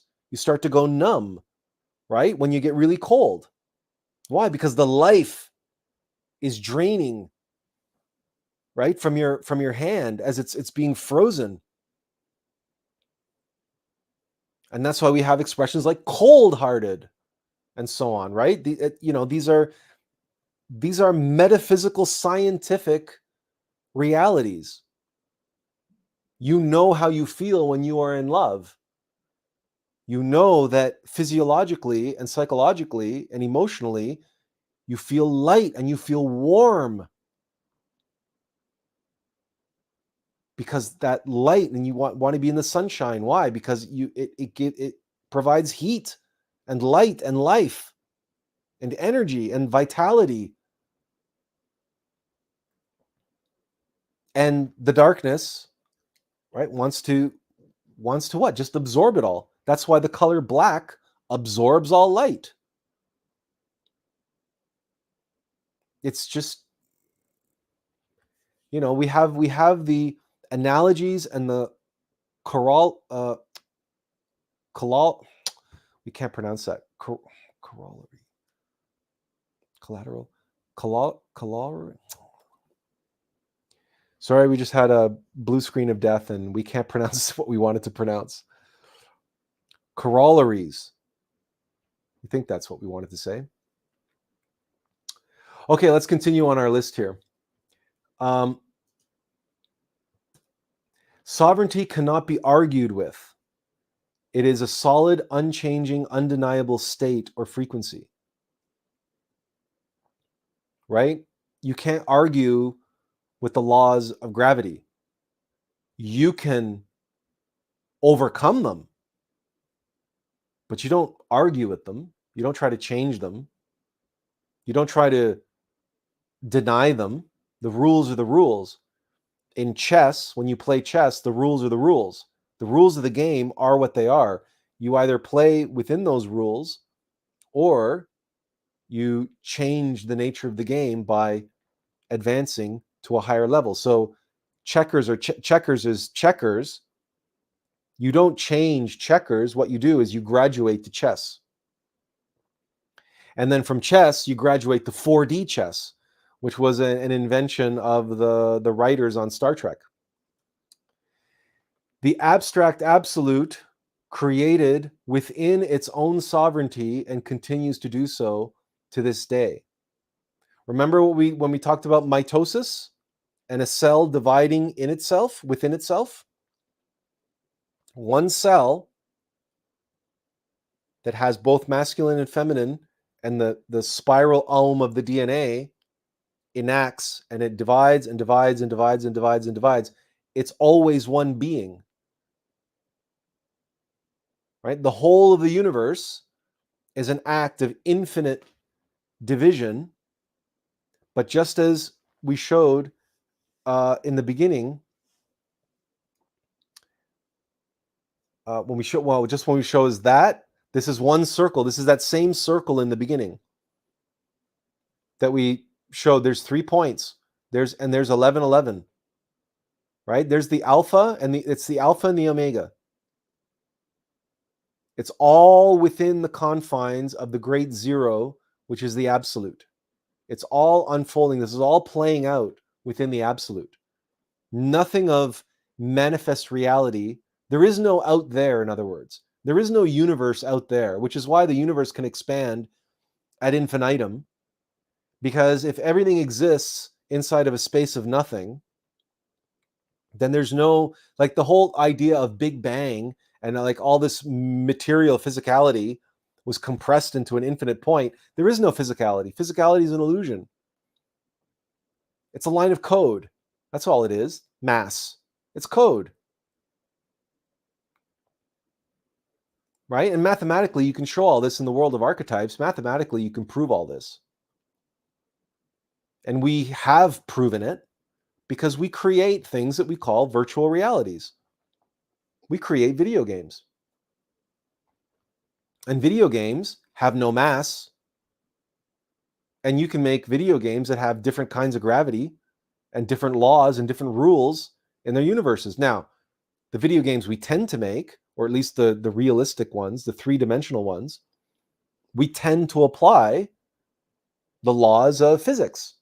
But those laws don't apply in video games because there's any material, there's any physicality there. Just as the laws of physics don't apply in our reality because there's any physicality there. There's no physicality there. My hand can't pass through my other hand, not because there's actually physically anything here, because we know when we look into matter under microscopes, an atom is 99.999999999% empty space. It's space. And what remains is what they call a Heisenberg probability formula. Right? So it's just statistical likelihood of certain charges being at a certain position at a certain time. So you basically have a mathematical formula and empty space. That's what an atom is. And the whole universe is made up of atoms, is it? But then when you look into what a proton and an electron is, what is an electrical charge? Well, then you get into the 4D vortex science of Walter Russell, and you discover, oh, it's just opposing forces. Opposing pressures. The pressure of gravitation and radiation, and how they orient themselves, and how you can see that in macrocosm, or you can see it in microcosm. When you can see it in macrocosm when you look at a galaxy, a spiral galaxy, and you can see it in a microcosm when you flush your toilet bowl, or when you pour cream in your coffee. If you stir your coffee and then pour some cream in it, and then watch as the cream creates this little beautiful little spiral galaxy in your coffee cup. These are opposing forces of gravitation and radiation, of centrifugal and centripetal forces. When you create a vortex, You have centrifugal or radiation, and you have centripetal or gravitation. And these opposing forces, and everything spins according to the Aum of life. So when you have the Tao spinning, and what is the Tao? The Tao is light and that which absorbs light. That's all it is. It's light and space. Light and the void. Masculine and feminine. That which expresses and that which receives. And it's constantly interacting and spinning according to the law of three. So it's spinning like that. These opposing spiral forces are spinning like that. And what do? They create a vortex. They create the Aum of life. And what do we know about the Aum of life? It expands and grows out, or it contracts and goes in. We call it evolution and devolution. And sometimes it goes on periodicity, so periodically. So like every wave. So it expands and contracts and expands and contracts. That's what we call the breath of life. All of that can exist purely in abstract form. There's no physicality required in any of that. Well, that's the foundation of reality. Ergo, there is no physical reality. It's a construct. It's an illusion. It's a very convincing illusion. And it's so convincing because there are so many laws that it applies to us. The more laws, right? The more laws we are subjected to, the more concrete existence is. But that's like a prison you got to break out of, or the game that you got to solve. Remember a few weeks ago, we talked about the escape room? Everything in that room, like the room is keeping you trapped, but everything in that room secretly is trying to help you escape. It's the sustenance, it's the substance. Within that substance is the essence, what you need for existence and for sustenance and for evolution and for supersedence. In other words, to advance to a super stance, from being a man and becoming a superman, or a woman and becoming superwoman, as Nietzsche would say, man and Superman. Well, what's the Superman? Superman is the one who gets out of the escape room while he's still in the room. He knows how to get out, and he can go out and come back in. These we call prophets and avatars and masters. The ones who have access to the information outside the game. In D&D, you call them dungeon masters, who are guiding the players in playing the game so that they can advance to higher levels. The dungeon master helps facilitate the game.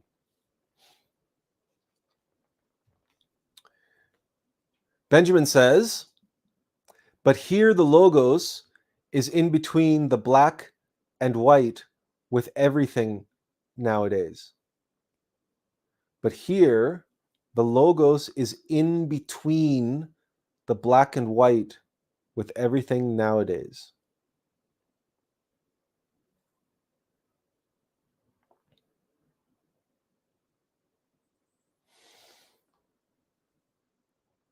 The logos is both. It's not in between. It's not in between. It is the logos, which is why we're here.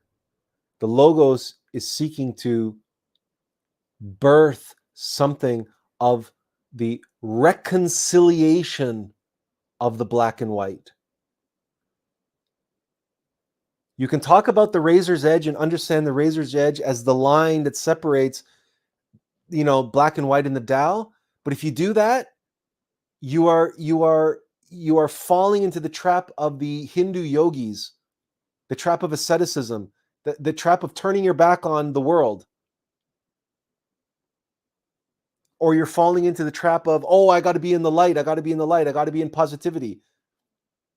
Or you're not, or it's nihilism. It's neither the light nor the dark. It's in between. It's not in between.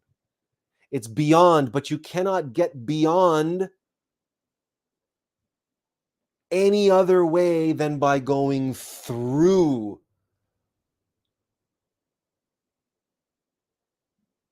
right? You cannot leave the escape room just by opening up a door. You can't do it. You have to work with the clues, the evidence, the subsistence,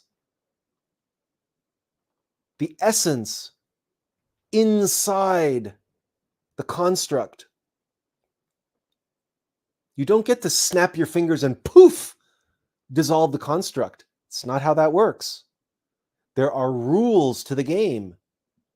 There are rules to the game. And the great law of karma, of cause and effect, is a law, is part of sovereignty. Now, it is applied consciously. There is mercy as well as justice in love. But you cannot tell me that love is in between mercy and justice. No, that is wrong. Wrong thinking. Love is mercy and justice united. And what is born of mercy and justice is love. Love is the third way. Love is born of mercy and justice. You cannot have love without justice, and you cannot have love without mercy. Then you just have justice or you just have mercy. Right? You cannot have a baby without a mother, and you cannot have a baby without a father. Period. And you cannot have a family without both. You can call it a family all you want, but it's not a family.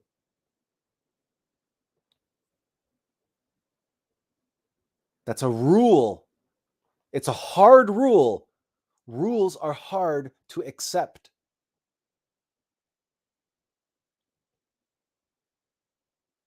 And sometimes, yes, rules were meant to be broken, but broken in the right way.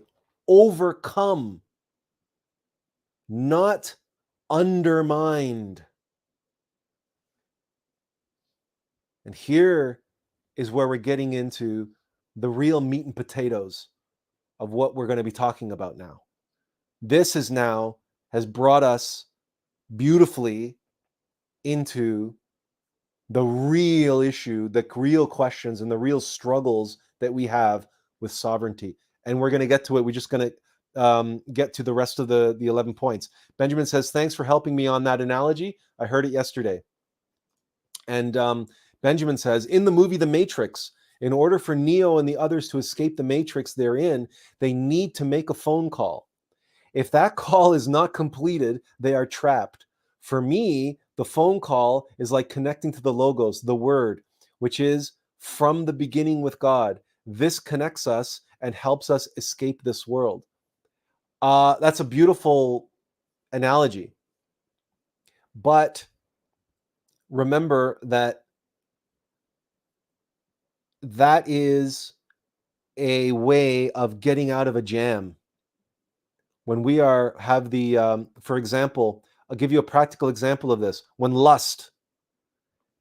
we are being overcome with lust, okay, we have a phone call available to us. You know what it is? You visualize your Divine Mother and pray to her. Do a Holy Mary. Pray the Holy Mary, or Amazing Grace, the song. If you know the song Amazing Grace, but visualize your Divine Mother. If lust is attacking you, visualize your Divine Mother. There's your phone call. So the agents, right, are coming after you. You're trapped. They've got you cornered, and the lust is overpowering you. Right? You pray to the Virgin Mary. Pray to your Divine Mother.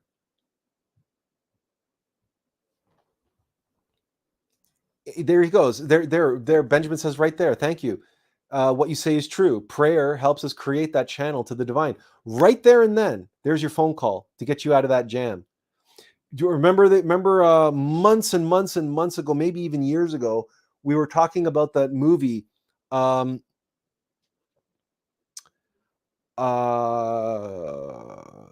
what was it called? Oh, gosh, man, if we were better with remembering names and dates and stuff, it would be so much. It would be so much more helpful.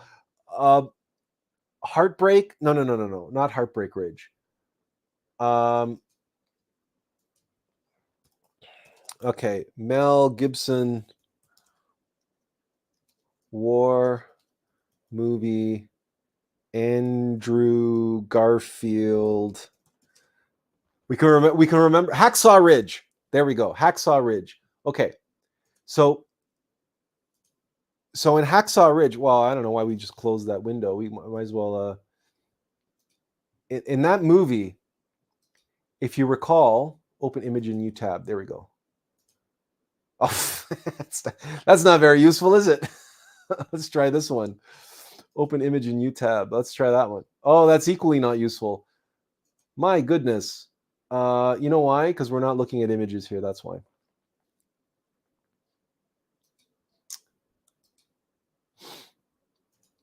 All right.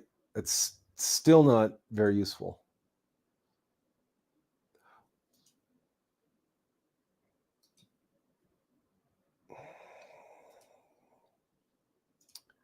All right, that's a little better. Okay. So let's do no, let's do that. Okay.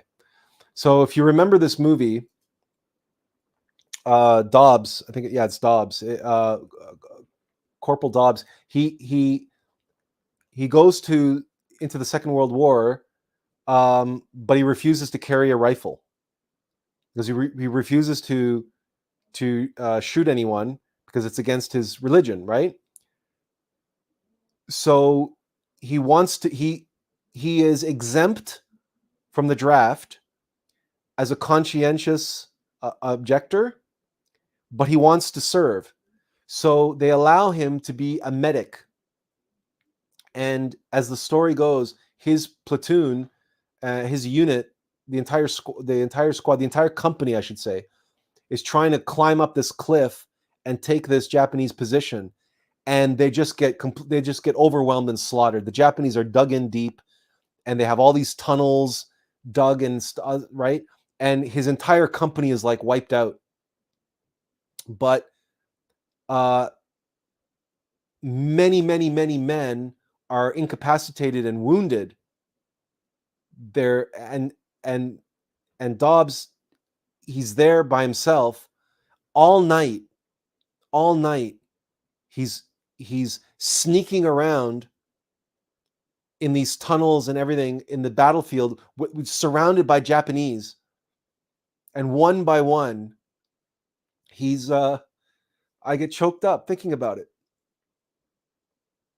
He saves these soldiers one by one. He takes them back to the cliff and he lowers them down. He makes these tourniquets, and using the rope, he lowers. You have any idea how difficult that is? He was a small man. He was a lanky. He was tall, but he was lanky and thin. He was not a strong guy, like physically. And some of these soldiers with all their gear and their stuff, and he's lowering them down on the side of the cliff, and it's like 200 feet down. He's lowering these guys down, and then going and grabbing another one, throwing them on his shoulder. And the whole time, he's performing this incredible feat of heroism in the face of darkness and death and suffering and violence and all the horrors of war. The whole time he's praying. He's making that phone call. And the phone call he's making, he's not saying, get me out. No, he's saying, help me get one more out.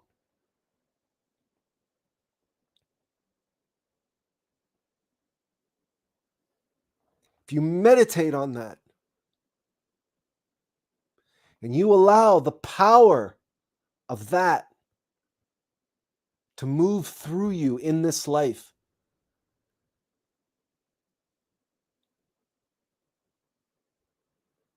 yes, you're running for that phone booth. You're surrounded by agents. They're moving in on you. They've got you cornered.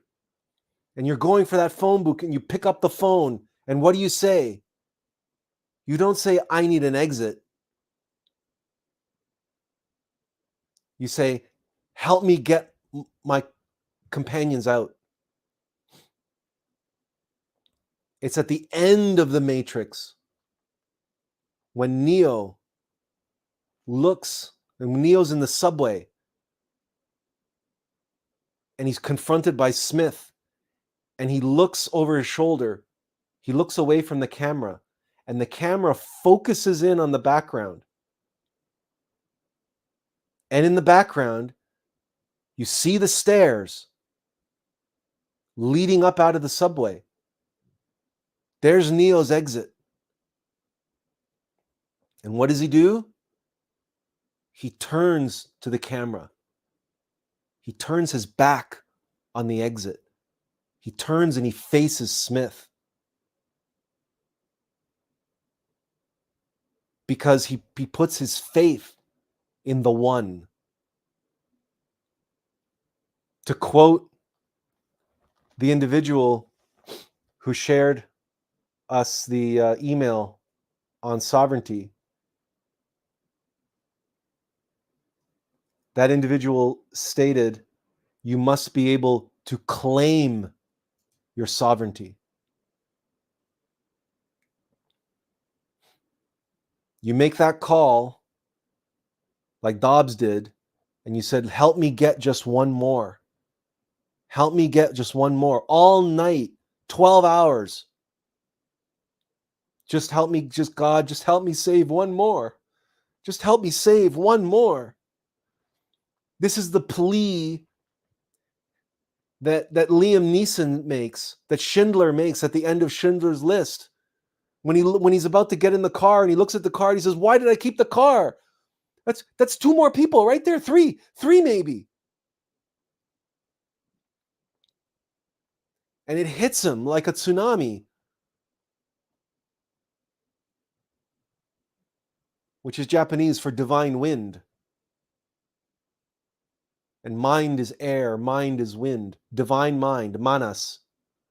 When he is struck with that, with the realization, and he breaks down and he falls to his knees and he breaks down in tears because I could have gotten one more person and I didn't do it.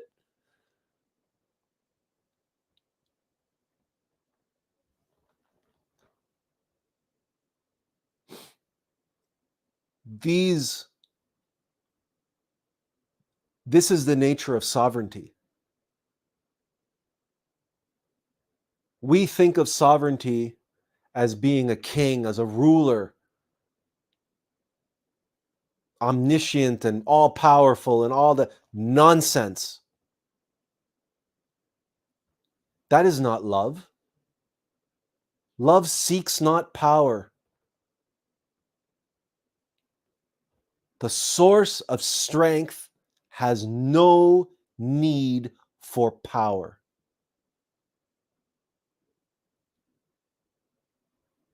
It has strength to spare, and it gives its strength.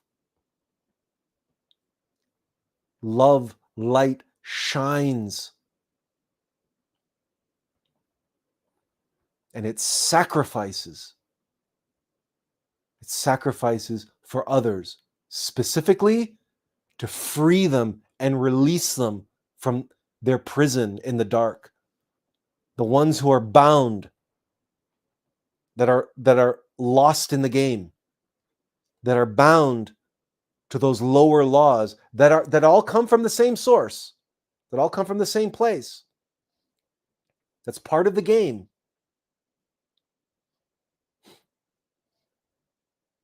But the mercy of that love to recognize when someone is overwhelmed by the rules of mechanical determinism that rule with malevolence, not benevolence.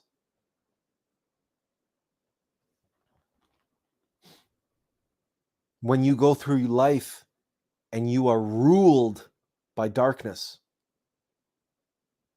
instead of allowing yourself to be ruled by the light. Because the reality is that the only free will that we have is to be or not to be. Tiffany gives us a heart, by the way, in response to what we're saying about picking up the phone and making a phone call on behalf of others, not ourselves. Let us be the last one to escape. Let us always be the last one in the life raft, who goes into the life raft, if we go in there at all. That's heroism. That's courage. That's sacrifice for the sake of others. That is love. And that is what a benevolent ruler does. That is how a benevolent ruler rules.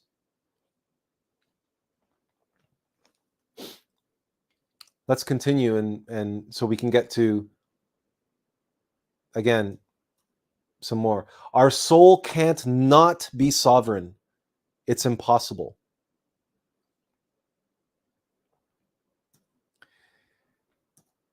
Our spirit is most definitely sovereign. The lesson and mastery of knowing our sovereignty is a huge kingpin found on the razor's edge, and a must.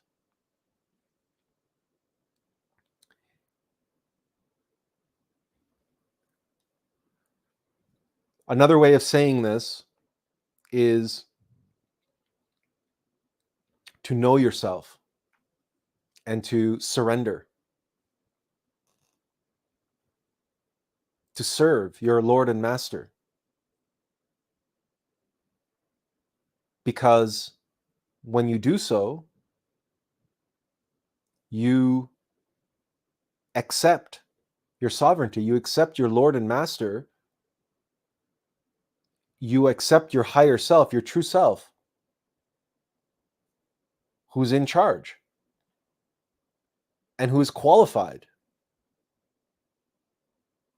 And then what's more, on the path of the razor's edge, on the path of the bodhisattva, the path of mastery, is beyond that. To accept the being of beings, the logos, the spirit of our higher self, the essence, the innermost intimate Christ.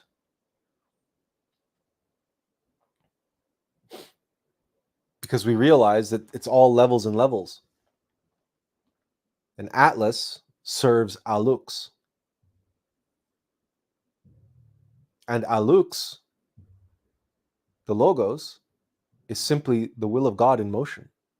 Is simply Keter, the son of Keter, the He Zeus, the lightning bolts that descend from Olympus, the He Zeus.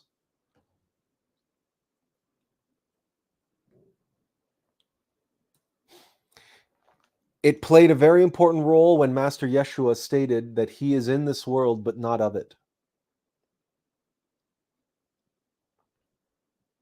So we're going to be expanding on that shortly, but this relates to the interplay in the kingdom and the intersection between the superior laws and the inferior laws. Remember, there's 96 inferior laws, there's 40, and then 48 laws in the kingdom. So there are an overwhelming number of laws that are mechanical, materialistic, and deterministic. Remember that. The game is not easy. And as we explained with Tetris, you don't want it to be easy, because if it was easy, you wouldn't want to play it. You would get bored. It's not a why do people climb Mount Everest and K2? Why do people do these extreme stunts and extreme sports? And why do people decide, oh, I'm going to kayak across the Atlantic solo? Like, why do people do it? Because it is hard. Because it's impossible. Because nobody has ever done it before. Because they want to see if they can do it, and because they know their soul, it's calling to them. It's calling to their soul. It's calling to their being. It's like, I'm going to be the first person in history to kayak across the Atlantic. It's insane. And yet it makes perfect sense, because that person knows that they can do it. They can overcome the angry seas and the currents and all the rest of it, and the aching joints and muscles screaming to just stop and give up and turn back. No. Sovereignty, to be in this world but not of it, and to be able to tell your body and your mind and your heart, what to do, and to behave and to listen, to obey. No, you listen to me. You serve me. And I serve my higher self, and my higher serves Christ, and Christ serves God. That's sovereignty. That's a chain of command, using military parlance, if you will forgive us the crudeness of that. But that's what that is. But you think it's any different for the root tip? The little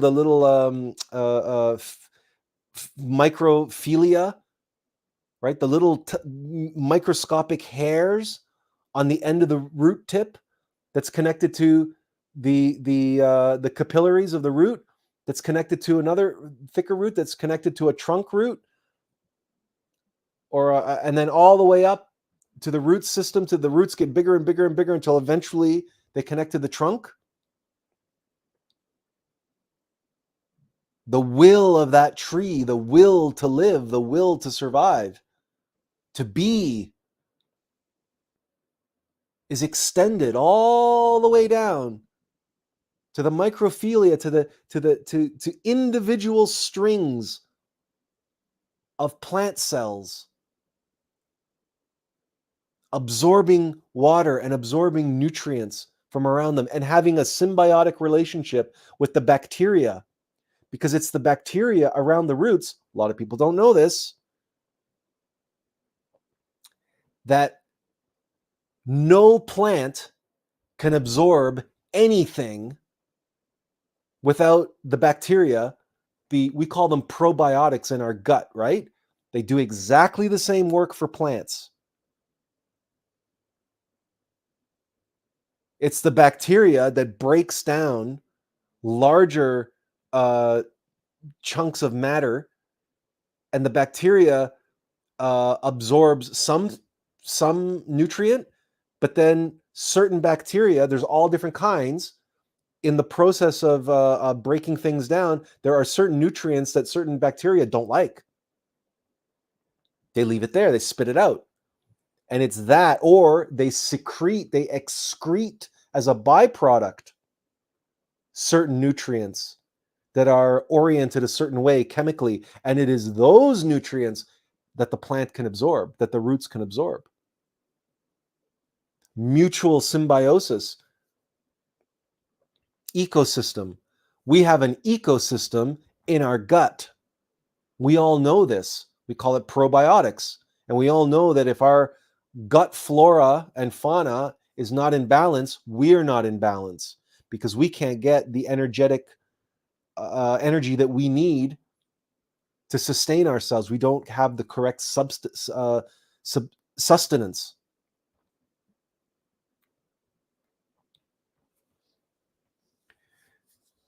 So there is an important aspect of chain of command, that whether it's in the physical world or the metaphysical world, it's the same orientation on the tree of life, just as it is in a physical tree.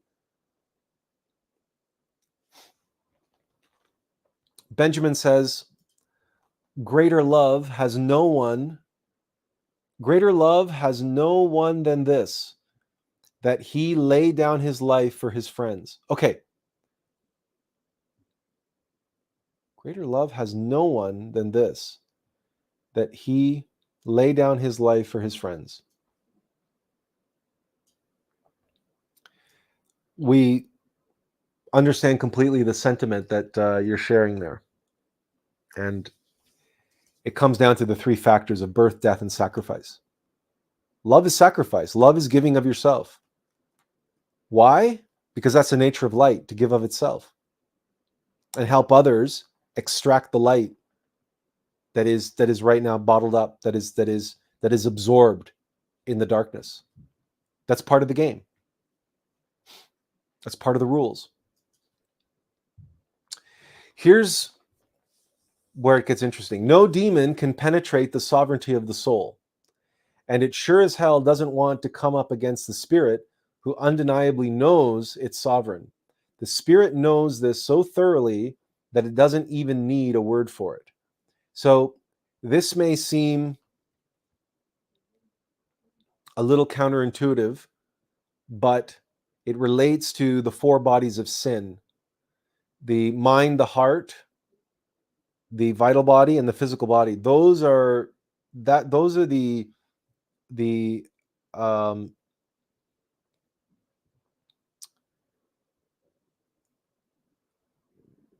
those are the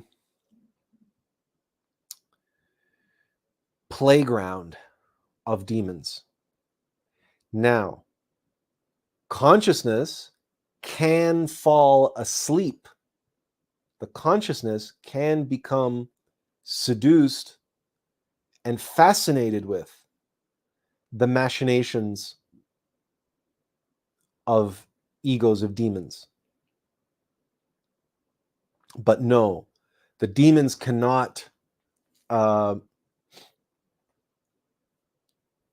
they cannot penetrate the sovereignty of the soul, but they don't have to, right? Because that's not they're not interested in that. They're interested only in mechanically fulfilling their purpose, their nature, which is to absorb light, which is that which radiates and emanates and is a creation of spirit. We might be getting into the weeds on this, but we want to touch on it with more clarity using case studies in just a moment. And 11, sovereignty is an ascension accelerator. There are not many lessons that provide room for great jumps up Jacob's ladder. Sovereignty, on the other hand, happens to be one of those. We would not exactly put it this way. Rather, comprehension of sovereignty doesn't allow you to supersede the alm of life. You still have to learn what you need to learn. But once you realize that the obstacles that appear to be standing in your way are actually the stepping stones to get you to where you need to be, where you long to be. And when you shift from adversarial to this dance and this interplay, then, and you recognize that the resistance is necessary for sovereignty itself, that you can accelerate the process, or at least make the process easier, so you don't create unnecessary suffering for yourself. But In terms of leaping up Jacob's ladder, that applies if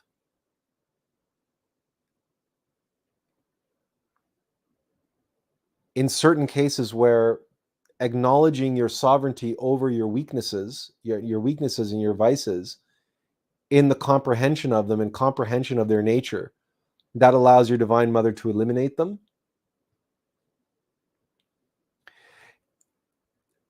Number 11 is true, but there's nuance there. In other words, this is something that you can, it's not a straight up statement that the mind understands and say, oh, well, that it's easy and all this alm of life stuff and everything else, it doesn't apply anymore. And Jacob's ladder, and all I got to do is accept sovereignty and and I can just, skyrocket up Jacob's ladder. No, so don't take number 11 the wrong way. Don't process it with your mind. You got to comprehend it experientially.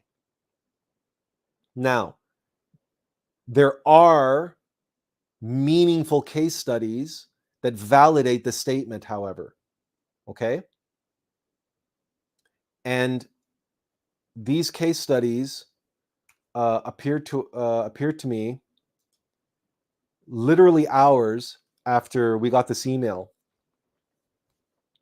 that was going through these aspects, or the nature of sovereignty.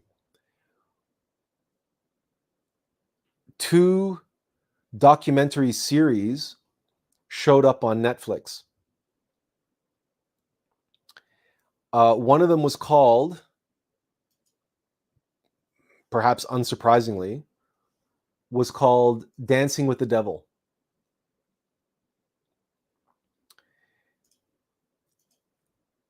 And it was a documentary that both documentaries were about cults. And one was called Dancing with the Devil.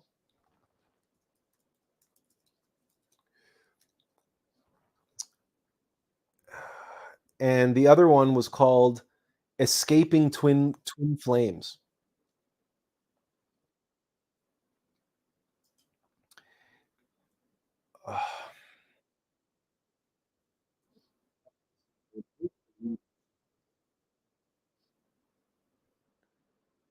Getting dinged.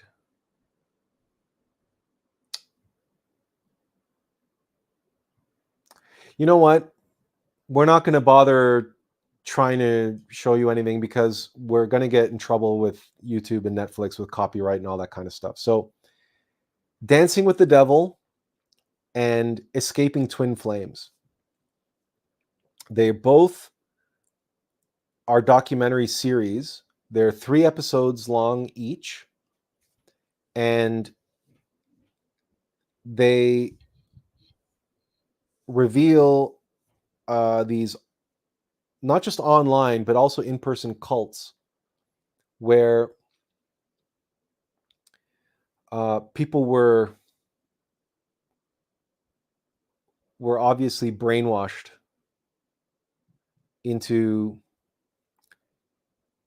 essentially giving up their sovereignty as individuals, as mortals in the world, not just in the world, but becoming of the world.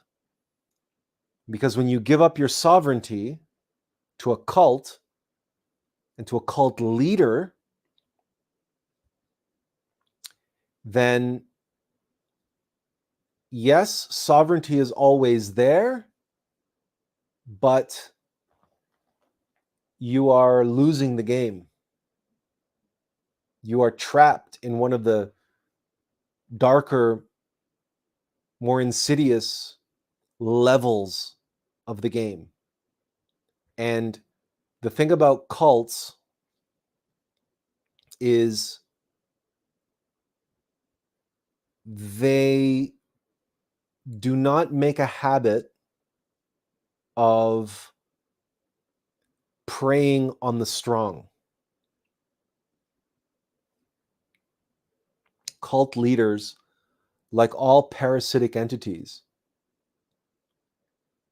they go after the weak, they go after the feeble, they go after the vulnerable.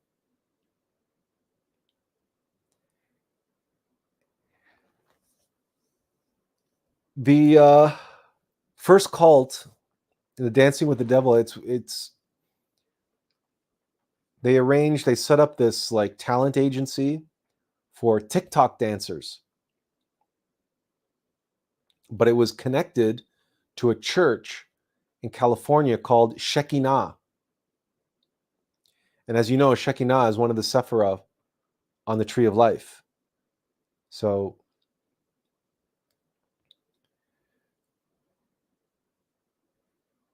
the pastor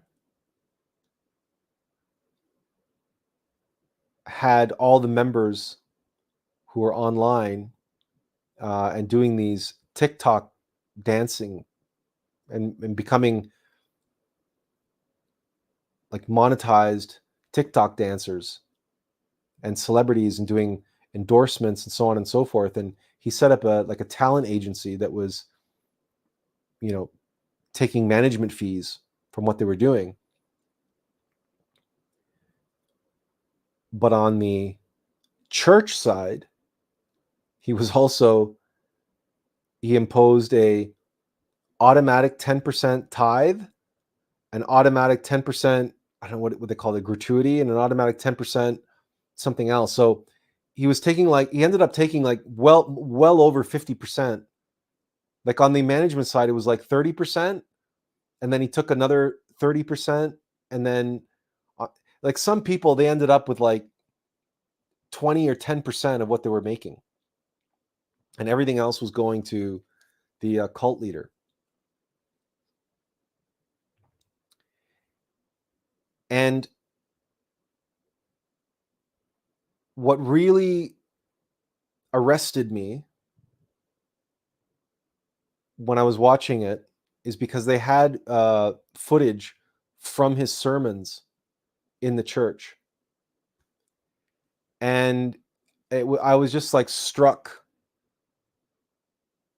like literally smacked in the side of the head, like 15-20 minutes into the first episode, when they had one of his sermons, and he said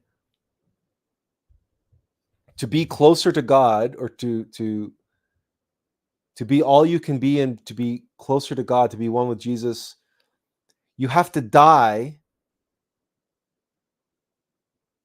into the self that you already are, or the self that you were. You have to die as the person that you were in order to become the person that you want to be. Now, this is a cult leader. And this sermon is introduced at the beginning of this documentary about this cult as one of the sermons that he uses to hook and brainwash new members. Like people who are coming to his church for the first time hear these words. You want to be successful, you want to be famous, you want to be a great dancer, you want to do whatever, you want to self-actualize, you want to be everything you can be, you want to be one with God, you want to be happy and free of sin and you have to die as the person that you think you are. You have to die to your family, you have to die to your friends, it's like, it struck me and it smacked me in the side of the head, because that's like a fundamental tenet of gnosis. That's a fundamental teaching of the path. You have to die to your false self in order for you to be able to be your true self. And here it was, right out in the open, the same language, the same words, the same sentiment, the same truth being used by a cult leader to brainwash to capture and enslave unsuspecting young people who are just looking for a better life and who just have a passion for dancing and want to be able to make a career out of it, make a life out of their passion.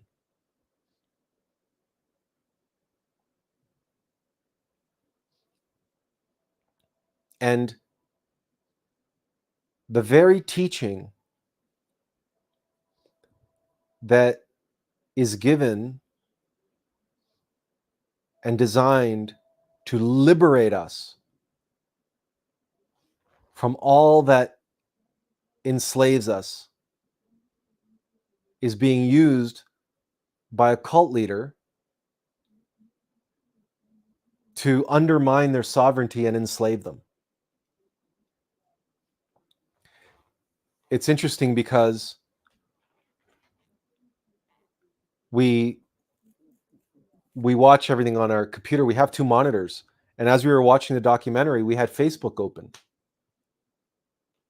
And serendipitously,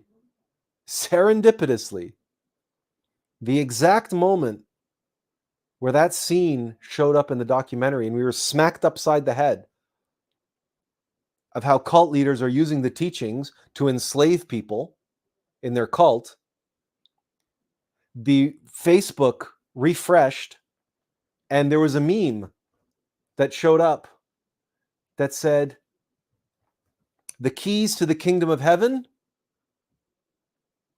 are the same keys that open the doors to hell."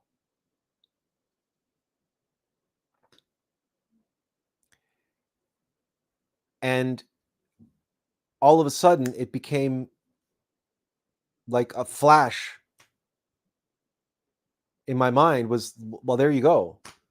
There's your answer. Why Gnosis went underground and was only taught in secret societies for, hundreds upon hundreds of years. It was not only to protect the practitioners from the Catholic Church and other religions, protecting them from being labeled heretics and being burned at the stake as, excuse me. It was not only there to protect for protection. It was there because, well, because of what I just told you. Because psychological death as a teaching is so powerful, it's so compelling to the soul, to the spirit, to the monad of saying, yes, I want to be liberated. I want to free myself from this false self and from this mediocre life and this mediocre existence. I want to be all that I can be. That's the longing for self-actualization, for self-realization of the being. Well, so yeah, it can be exploited and it can be used to herd people into a cult, into slavery. And by the way, it was far more than just financial exploitation.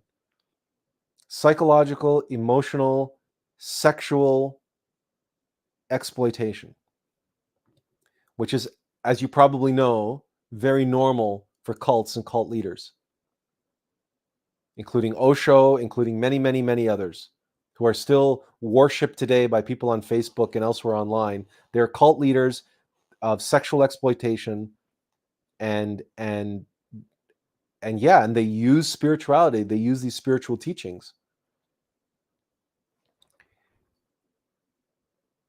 The second documentary, called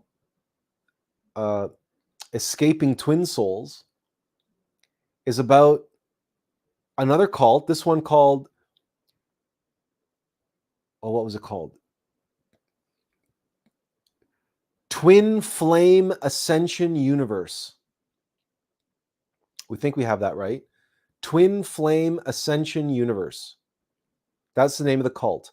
It's run by a husband and wife couple, and their hook was promising people that they would guaranteed that they would match you with your twin flame.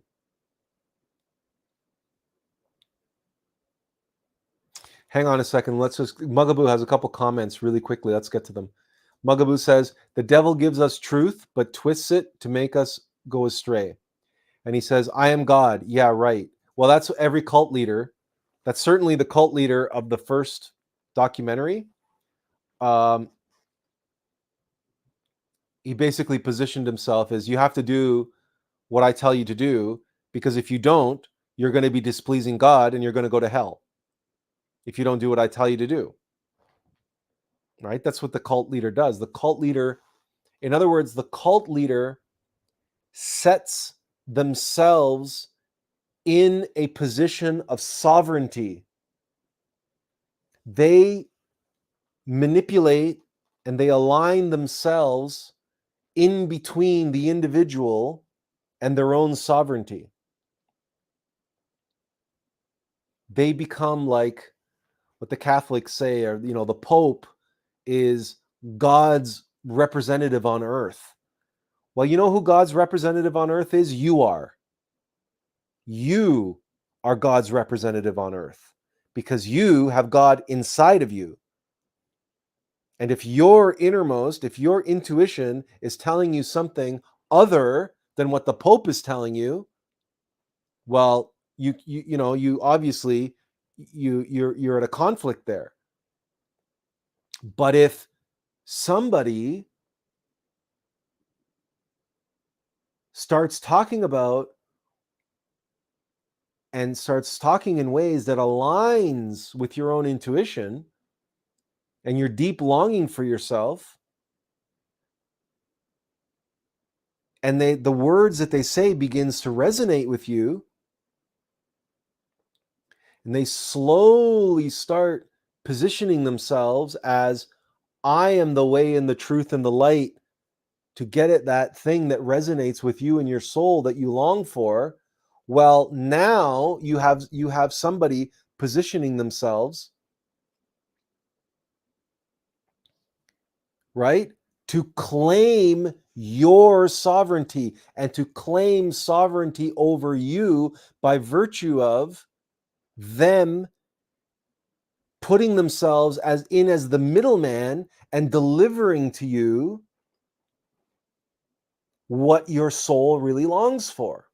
So Robert, or the guy named his name was Robert, of the cult leader of the dance academy, the dance management company, and the church Shekinah, he took on all the management duties, and he allowed the dancers to do what they do best: dance, and do what they love to do, dance. And they said, "Don't worry, I'll handle all the business stuff.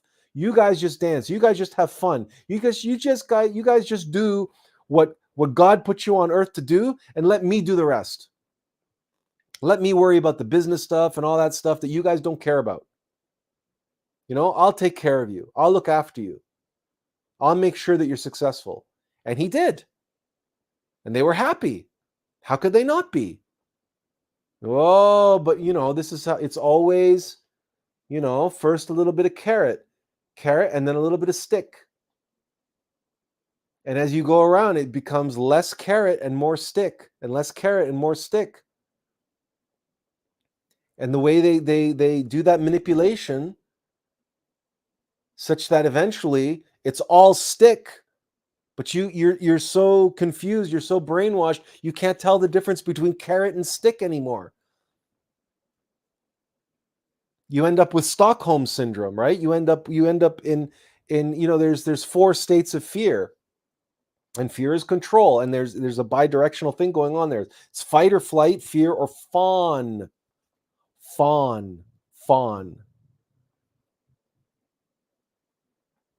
Where your tormentor becomes this larger than life. Oh my God! And you fall down on your knees, and you're willing to do anything for the one that's enslaving you. And when I say willing to do anything, this is exactly what cult leaders, men specifically, are looking for in their female followers, right? A female who will drop to her knees and do whatever he wants, right? There's that power dynamic, and where the cult leader becomes a god, and the cult leader gets off on manipulating and getting these people to do outrageous things. And the couple in the second documentary, and the twin flame universe, twin flame ascension universe cult, it not only did they get all of their members to cut off all ties with their family, when things started going awry with some of the relationships, they shifted into transgenderism, and they started convincing people that they were in the wrong body. And they started pairing up members in the cult, men with men and women with women, by convincing one half of the couple that no, you're really a divine masculine, because everybody is either divine masculine or divine feminine. And it doesn't matter what physical body you're in. If you're divine masculine and you need to be with your twin flame as divine feminine, you got to be together. And we're the experts. We're the ones who can tell you if you're with your twin flame or not. It was they brainwashed people to have gender affirming, gender transformation surgery.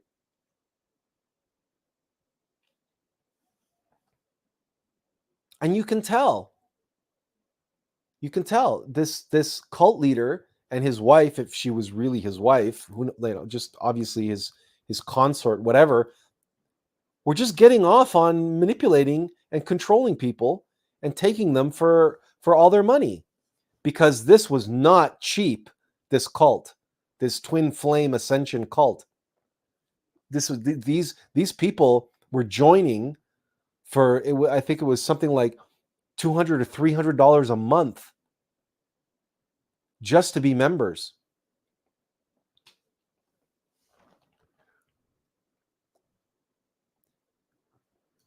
Tiffany says, we are representatives of God here. Amen, amen, amen. Mugaboo says, yes, the creator creates the game for him or herself. Nothing exists outside of God, right? Well, this is true, but that's not to say that anomalies and glitches don't happen in the matrix. This planet is an outlier. Okay? Our planet, our humanity, the game has gone into dark places. The balance is very, very off balance. This planet is like, it's because of karma and because of past mistakes, this humanity is asleep, and we're 97% ego. So if you look at the Tao, imagine a yin and yang, but the white is like this tiny little sliver and 97% is black. I mean, it's like someone who's like overwhelmed with cancer, right? The body is always fighting cancer. We all have cancer. This is what people don't understand. We all have cancer all the time. But the immune system in the body is able to fight it off. It's only when we get overwhelmed, and that it's, and the downward spiral, and according to the Alm of Life, it's like if each time it would go lower and lower and lower and lower and lower, right? The cancer grows stronger and stronger and stronger and multiplies and breaks out and spreads, becomes malignant. We become overwhelmed, and if you catch it, that's why if you catch cancer early, there's lots of different therapies and boosting the immune system that you can recover from cancer. You can essentially cure cancer or recover from cancer. But if you catch cancer too late, it's too late.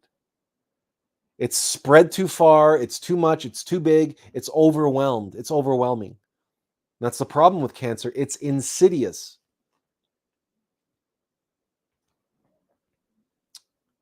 Tiffany says, I have to jump out now, everyone. Enjoy the day-night moment. Have a great weekend. So thank you so much, Tiffany. Thank you for being here. And we hope, Tiffany, there will be no live stream next week because it's Father's Day. And I have another commitment that I have to be at. So no live stream. That's for Tiffany and that's for everyone. No live stream next Sunday. Just so you know, it's Father's Day. Enjoy your Father's Day if you can with your own fathers. Speaking of sovereignty. Mugaboo says, so in theory, cockroaches have the essence of God. Well, of course they do. Not in theory, in practice. Everything has the essence of God within it. Everything. Everything. It's just that in the case of certain entities, in the case of this planet, and demons and Hasnamusin and so on, the problem is that essence can become bottled up. The consciousness can not only fall asleep, the consciousness can awaken negatively. And mechanical determinism, this overwhelms the sovereignty of the spirit. So the spirit, the being, becomes trapped. Just like in the Tao, you have the light that's trapped in the darkness. Okay, it is possible for the light, for the spirit. Okay, if you imagine, that this is overwhelmingly much bigger. The darkness here. Maybe it's better if I draw it, and then that'll make it clearer. I hope it'll make it clearer.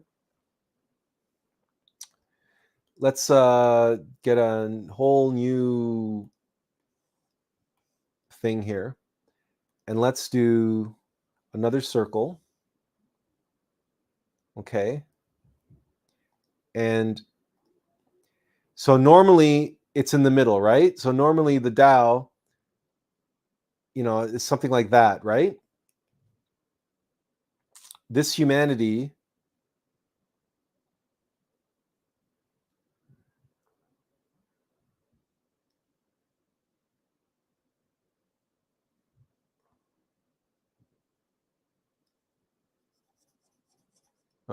yeah, here.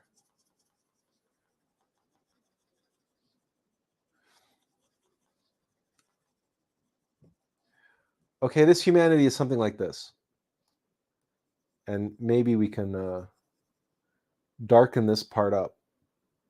But you get the idea. Okay? And then we have this, we have the light in the, there's light in the darkness. In the case of Hasnamusin, who become awakened demons, the being itself, the essence, right? The essence becomes trapped. Not just the consciousness, but the essence becomes trapped in all of this. And we can call all of this, for lack of a better word, we can call it ego. Okay?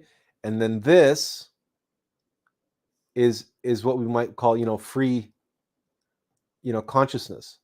But if this becomes trapped inside here, then it's like, it's not exactly game over, but the game becomes very, very complicated, very, very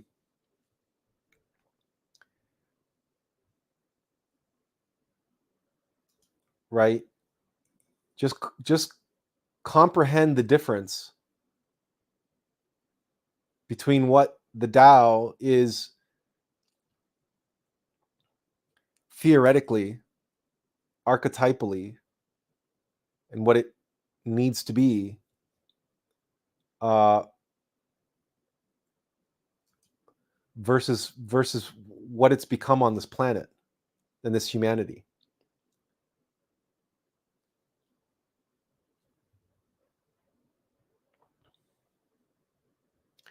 Tiffany says, thank you so much, Atlas, for attention and wisdom, especially here on this note. Well, you're welcome, Tiffany. If you're still there, you might be gone by now. But well, we're thank you again, and we'll hope to see you again, not next week because it's Father's Day, but the week after. So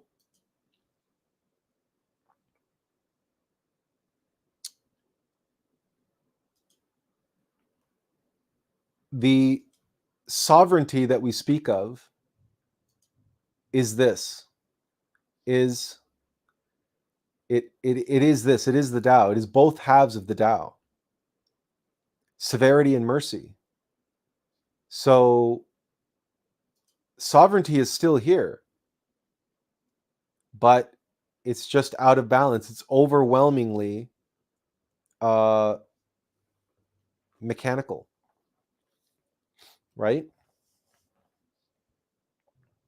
And if the consciousness gets bottled up inside that mechanicity becomes conscious in its own way. It's when the conscious awakens negatively, it's like the mechanicity develops its own will, its ill will. Now it wants to do evil. It wants to keep enslaving. It wants more power. It wants more. It just wants more and more and more and more and more. And it wants to enslave more. And it wants to, in other words, it wants to be sovereign in the only way it knows how to be, which is mechanically. These are those greater demons that you hear about. Baal and Lilith and these other demons that have names that have been around for a long time. They're fallen angels. They're fallen masters. They're fallen bodhisattva. And what it will take to free them and liberate them from hell on this planet, I'm sure I don't know.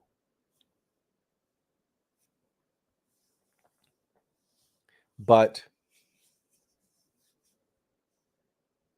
the individual who shared her experience with her Divine Mother expressed that her experience of the demon being dissolved by the Divine Mother is that demon was happy to be free at last.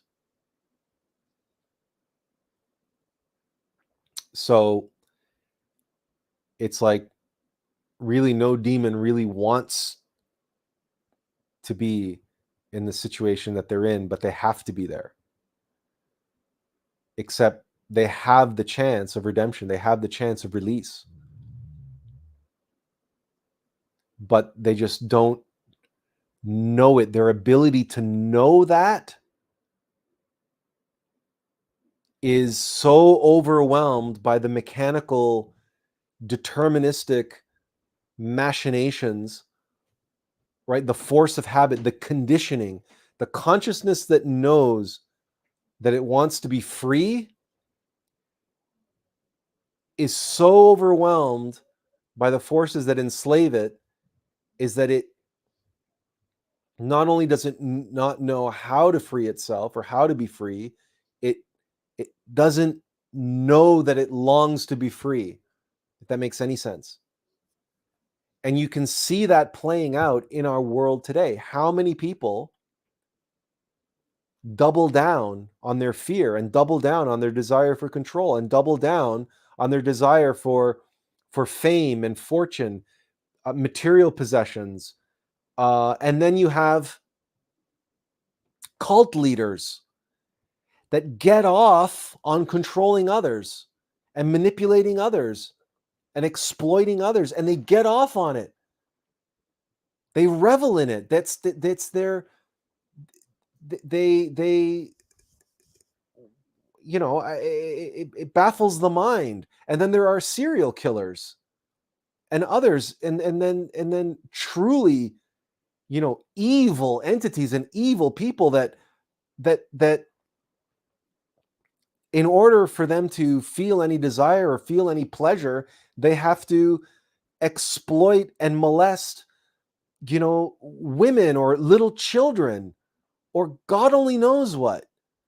And they have to do like truly, truly insidious, horrible, terrible acts that is ultimately just mechanicity. They're enslaved to their own desires.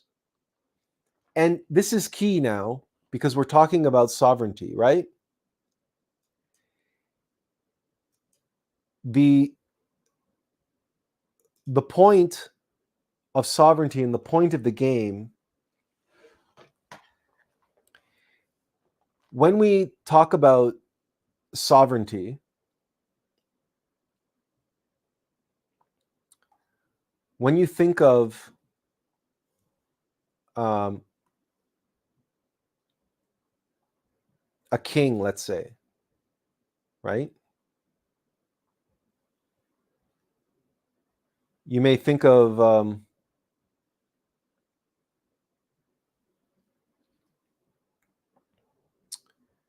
usually we think of some kind of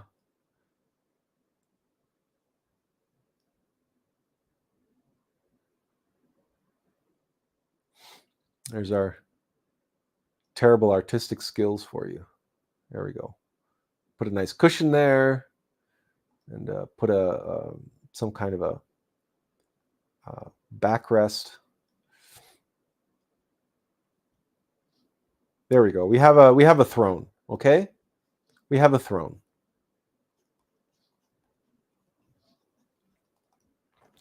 So normally you have the ruler, the sovereign, the king, let's say,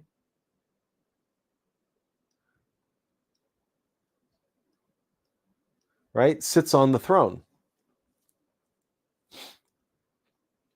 That's what we think of when we think of a sovereign. Now, obviously, whenever you have someone in a seat of power, there are going to be agents, there's going to be entities, there's going to be others that, you know, they are easily what we could call they're green-eyed. They're green-eyed. They're jealous. Okay, they all want to sit on that throne. They want that power for themselves. They want to be in control. They want to be the sovereign. They want to be king or queen or whatever. So invariably, it is simply a matter of fact that only one person can sit on the throne. Only one entity can be sovereign in the moment at a time. Only one can be at a time. So other entities will conspire and they will do their machinations. They will do their intrigues with the goal of dethroning. They want to dethrone the king and take his place. So if we call these, if all of these are an ego, right? Because all these people, these green-eyed people, they all have egos, right? So if each one is an ego, and each one is trying to dethrone, well, how do you dethrone someone? And by the way, what do you call a king? What do you call them, right? What do they say? What do these people call their king, if not sire? They will say, yes, sire, no, sire, right? So if you want to dethrone your sire,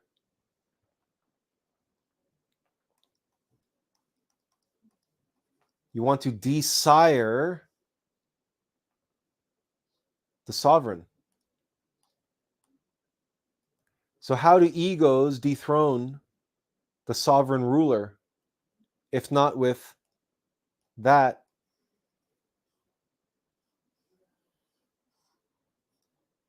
which we call desire, right?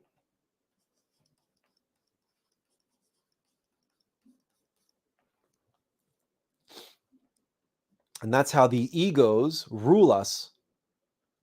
That's how egos undermine our sovereignty, the will of our being, the will of God,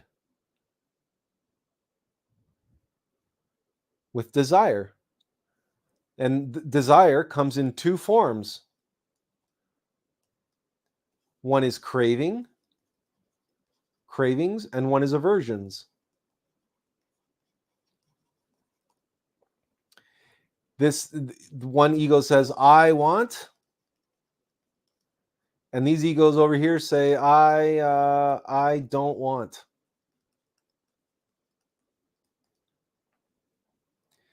And and if these egos get their way, they can convince the king to go along with what they want or what they don't want.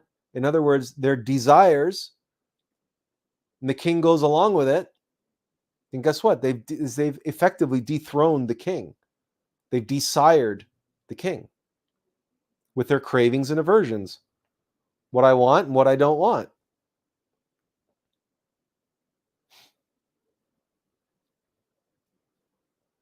And sovereignty, free will, consciousness is undermined with mechanical determinism.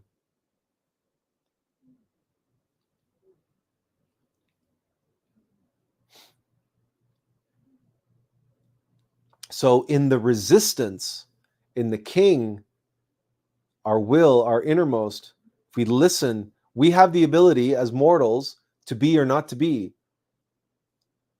to go with our innermost sire, our sovereignty, our strength, our willpower, or to fall for the cravings and aversions, the desires of our many egos.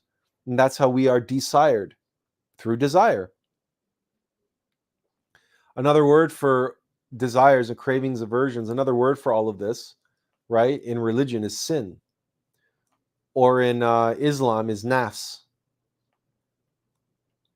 Or we can call them demons, we can call them, whatever, right? Egos, demons.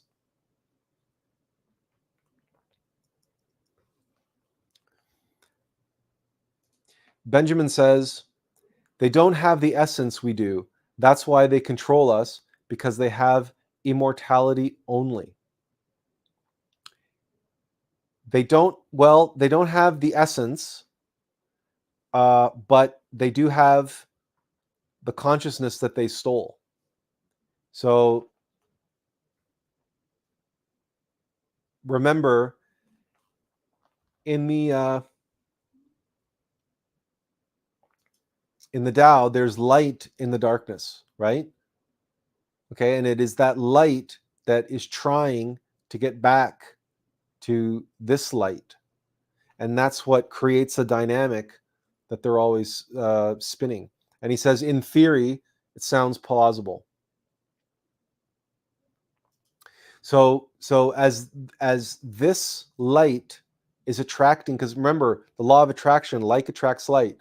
This light is trying to get back to itself, and this darkness is trying to get back to itself. And it's the relationship, or it's the 11:11, it's the relationship of that light and that darkness bound within its opposite that creates a dynamic of the spinning and creates the Aum of life and sets everything in motion. The creative law of three, in other words.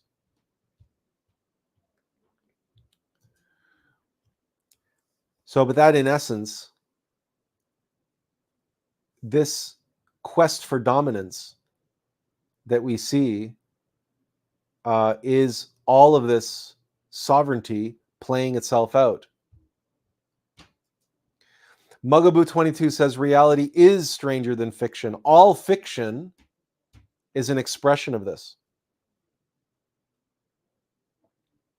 All fiction is just a allegorical reduction and narrative that is trying to communicate everything that we're communicating here.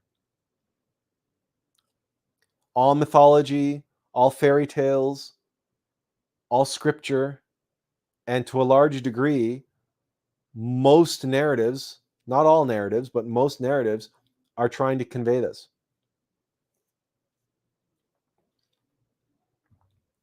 Certainly, you look at stories like Star Wars, well, they're absolutely conveying, good and evil, and the eternal conflict and so on and so forth. But especially in Star Wars, they make it clear that this is the light side and the dark side of the Force. The Force reigns supreme.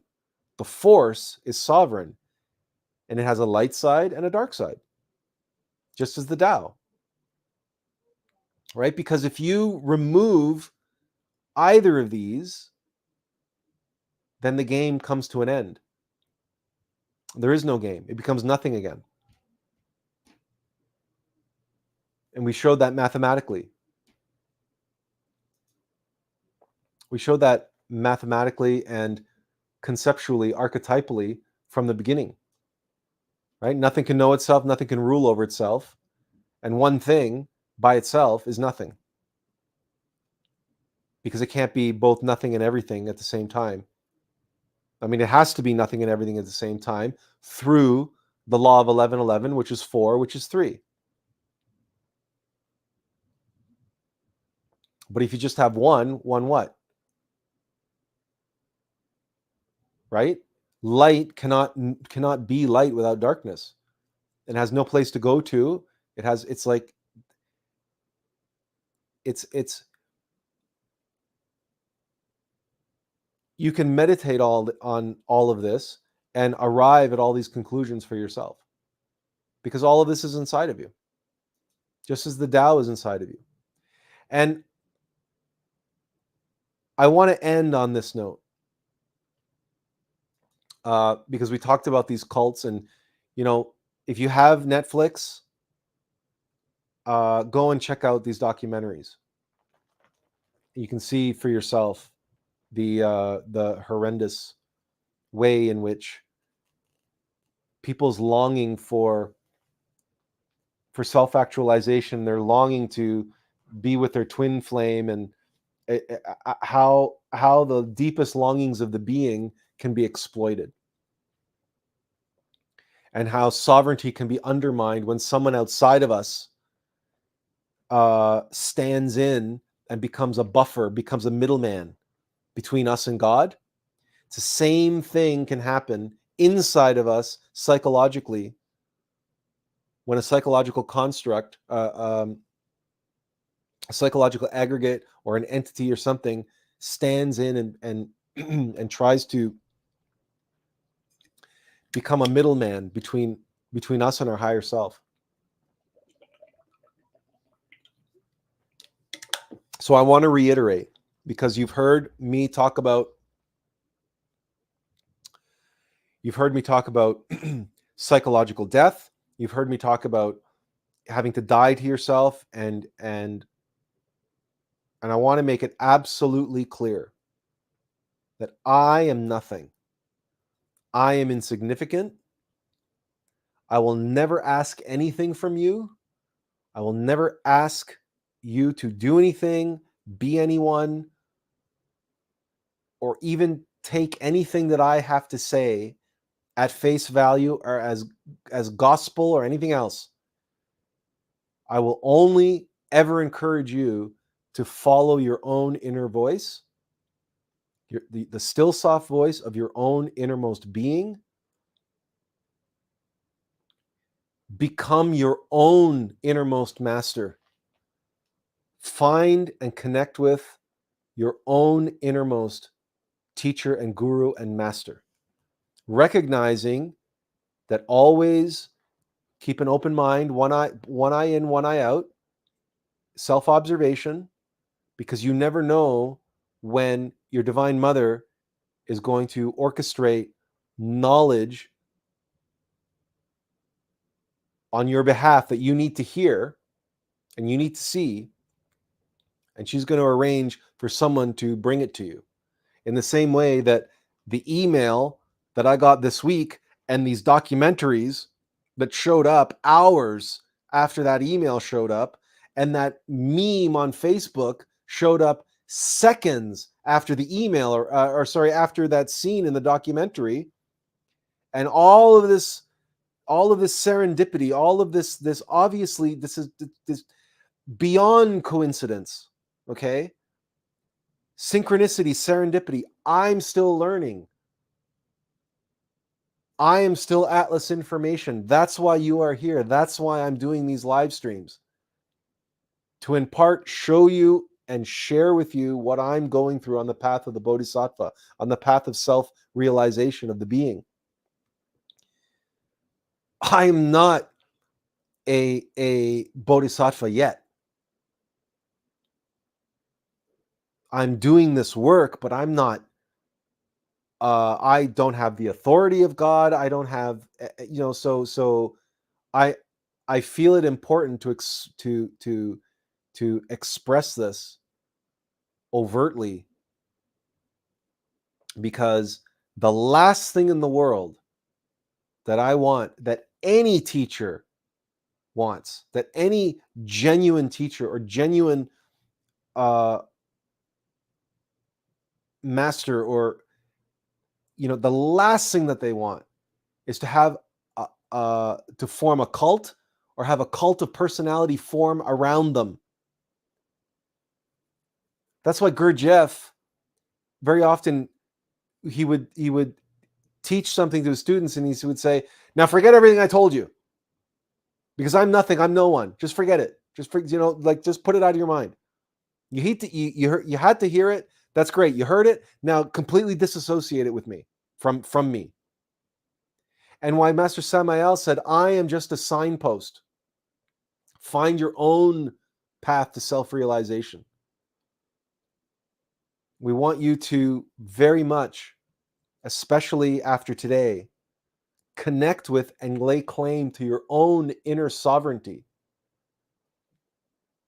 We claim no authority whatsoever over you, your actions, your choices, your life, your direction, what you were born to do, what you are here to do, and whether or not you are doing it. That is all outside of my wheelhouse.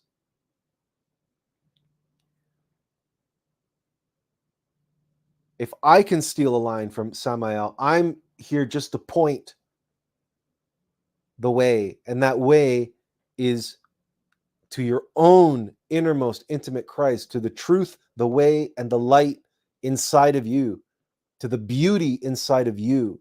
It's inside of you, and it is sovereign. Trust it. Put your faith in it. Know it intimately. And always remain aware and awake, and realize that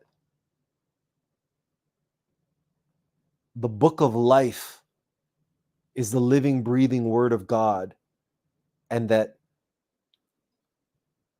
the ultimate sovereign, that your innermost essence is a spark of, is a thread of, it can be speaking to you all the time outside of you, but never give up your power to anyone or anything or any organization outside of you. They can guide you, they can help you, they can support you, they can assist you, they can do a lot of things. But don't let anyone ever dictate in any way, shape, or form what is solely and purely in the wheelhouse of your own innermost Christ, your own sovereign self. Become one with that sovereign self and take your marching orders from your sovereign self alone. Claim your sovereignty, know it, be one with it, and recognize within yourself and around yourself all the forces of mechanicity that are trying to usurp, subvert, dethrone, and desire your sovereignty.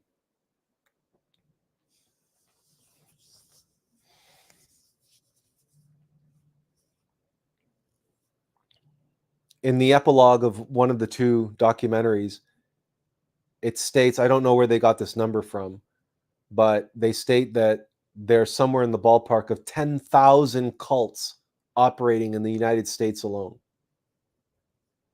10,000. Oh, and by the way, spoiler alert, they're documentaries, so I don't know how much spoilers happen. But in any case, both the cult known as Shekinah and the one called Twin Flame Ascension Universe, both of those cults are still online. They're still open. They're still functioning. They're still operating. They're still recruiting new members each and every day, even as we speak. Why? Or how? Because in the eyes of the authorities, in the eyes of the law, the terrestrial law, those are adults who are making adult decisions. And unless the law can get evidence and proof that crimes have been committed, they cannot move to arrest these cult leaders, because these cult leaders have covered their tracks too well, and everything they're doing with the consent of consenting adults, and the law cannot intervene, because in the United States, liberty is the law. So the law, the police, their hands are tied. So those cults, they keep operating. If you give up your sovereignty to anyone or anything else, there is no force outside of you that can get it back for you, that can wrestle your sovereignty out of the hands of a cult leader. So long as that cult leader knows what he's doing, covers his tracks, is really careful, and doesn't break the law.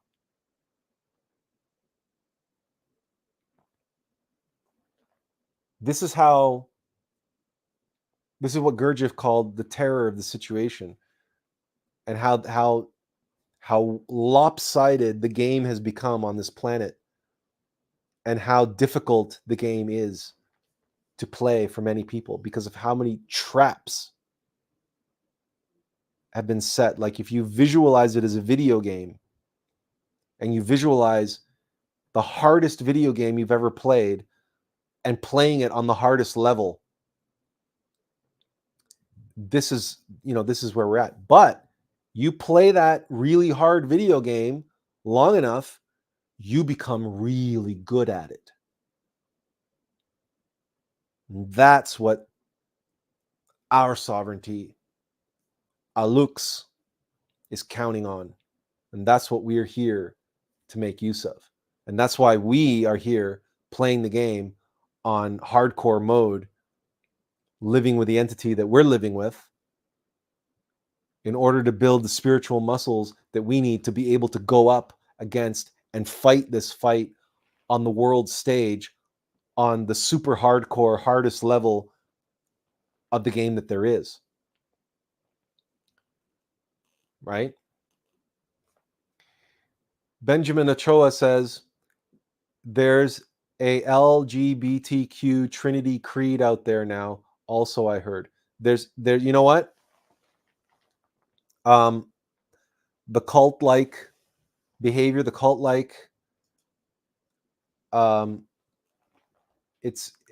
look, we could probably do an entire live stream just talking about cults, but we won't, because we don't want to educate others on how to become a cult leader. Because in explaining and describing and revealing all the secrets of cults and cult leaders, we would be packaging and providing people a how to become a cult leader program. And we're not in the business of educating people who want to control and manipulate others. So while we could break down and deconstruct all of it and explain it, no, we're not going to do that. Mind you, it's not like they can't find this information elsewhere, because psychologists have been doing it for years. These psychologists have been studying cults and cult leaders and writing books and publishing books on how these cult leaders brainwash their members. And then, these books end up in management classes and advertising courses on how to start an advertising agency, right? It's basically how to brainwash people, and it ends up in political parties and all over the place. Right, why not, right? How to get people to do what you want them to do, how to get them to vote the way you want them to vote. Well, why not learn from the best? Why not learn from cult leaders? And look, just look at the cult of personality around Donald Trump. Say what you will about Trump, you love him or hate him, you cannot deny that there's a cult of personality around the guy. And it's a cult. It is a cult, because there is no evidence to support what the people who believe in him believe. Like, there's no truth to it. There's no evidence to support what they believe about him. And that's why belief is so dangerous, right?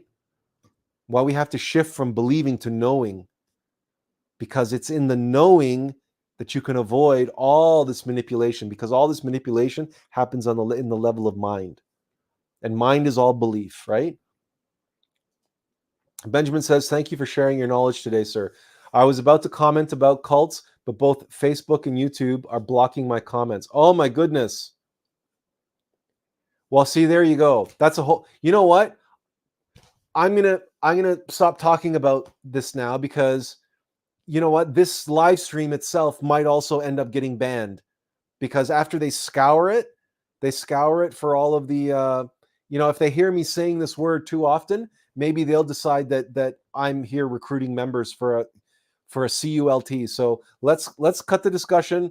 I'll take any questions really quickly. If anybody has any questions or comments, why don't I give you guys a couple minutes to type them out now? But we're at the 4-hour mark anyway, so let's call it a day. Reminder to everyone: no live stream next week. It's Father's Day. I have, as you know, my father is getting on in years. I don't have many Father's Days left with my father, so next week, no live stream. Okay, we'll continue 2 weeks from now, and hopefully by then we'll have some, we'll have some information to share with you on the next leg of my adventure, what I used to call the Attlas project, but it's returning to its original branding, its original brand, the brand that was revealed to me back in high school when it revealed itself to me as Attlas Arts. It has become Attlas Conscious Arts. And, if you go back and listen to the first part of today's live stream for an hour, I was talking about art and the art of living and the art and the sovereignty of beauty and truth and the living from that place, the art of life. This humanity must, it has no choice in the matter. Because if it doesn't, I mean, obviously it has a choice, but if it chooses not to accept a return to the conscious art of living, then it will just succumb. It'll just keep falling down the downward spiral into oblivion. But we have a chance. We have a chance to turn things around, and that is what I'm going to be doing, full steam ahead, full force, with all the sovereignty and authority that I have been given to do so. I don't have authority over anyone or anything, but I have the authority to offer everyone an option. Everyone has a chance.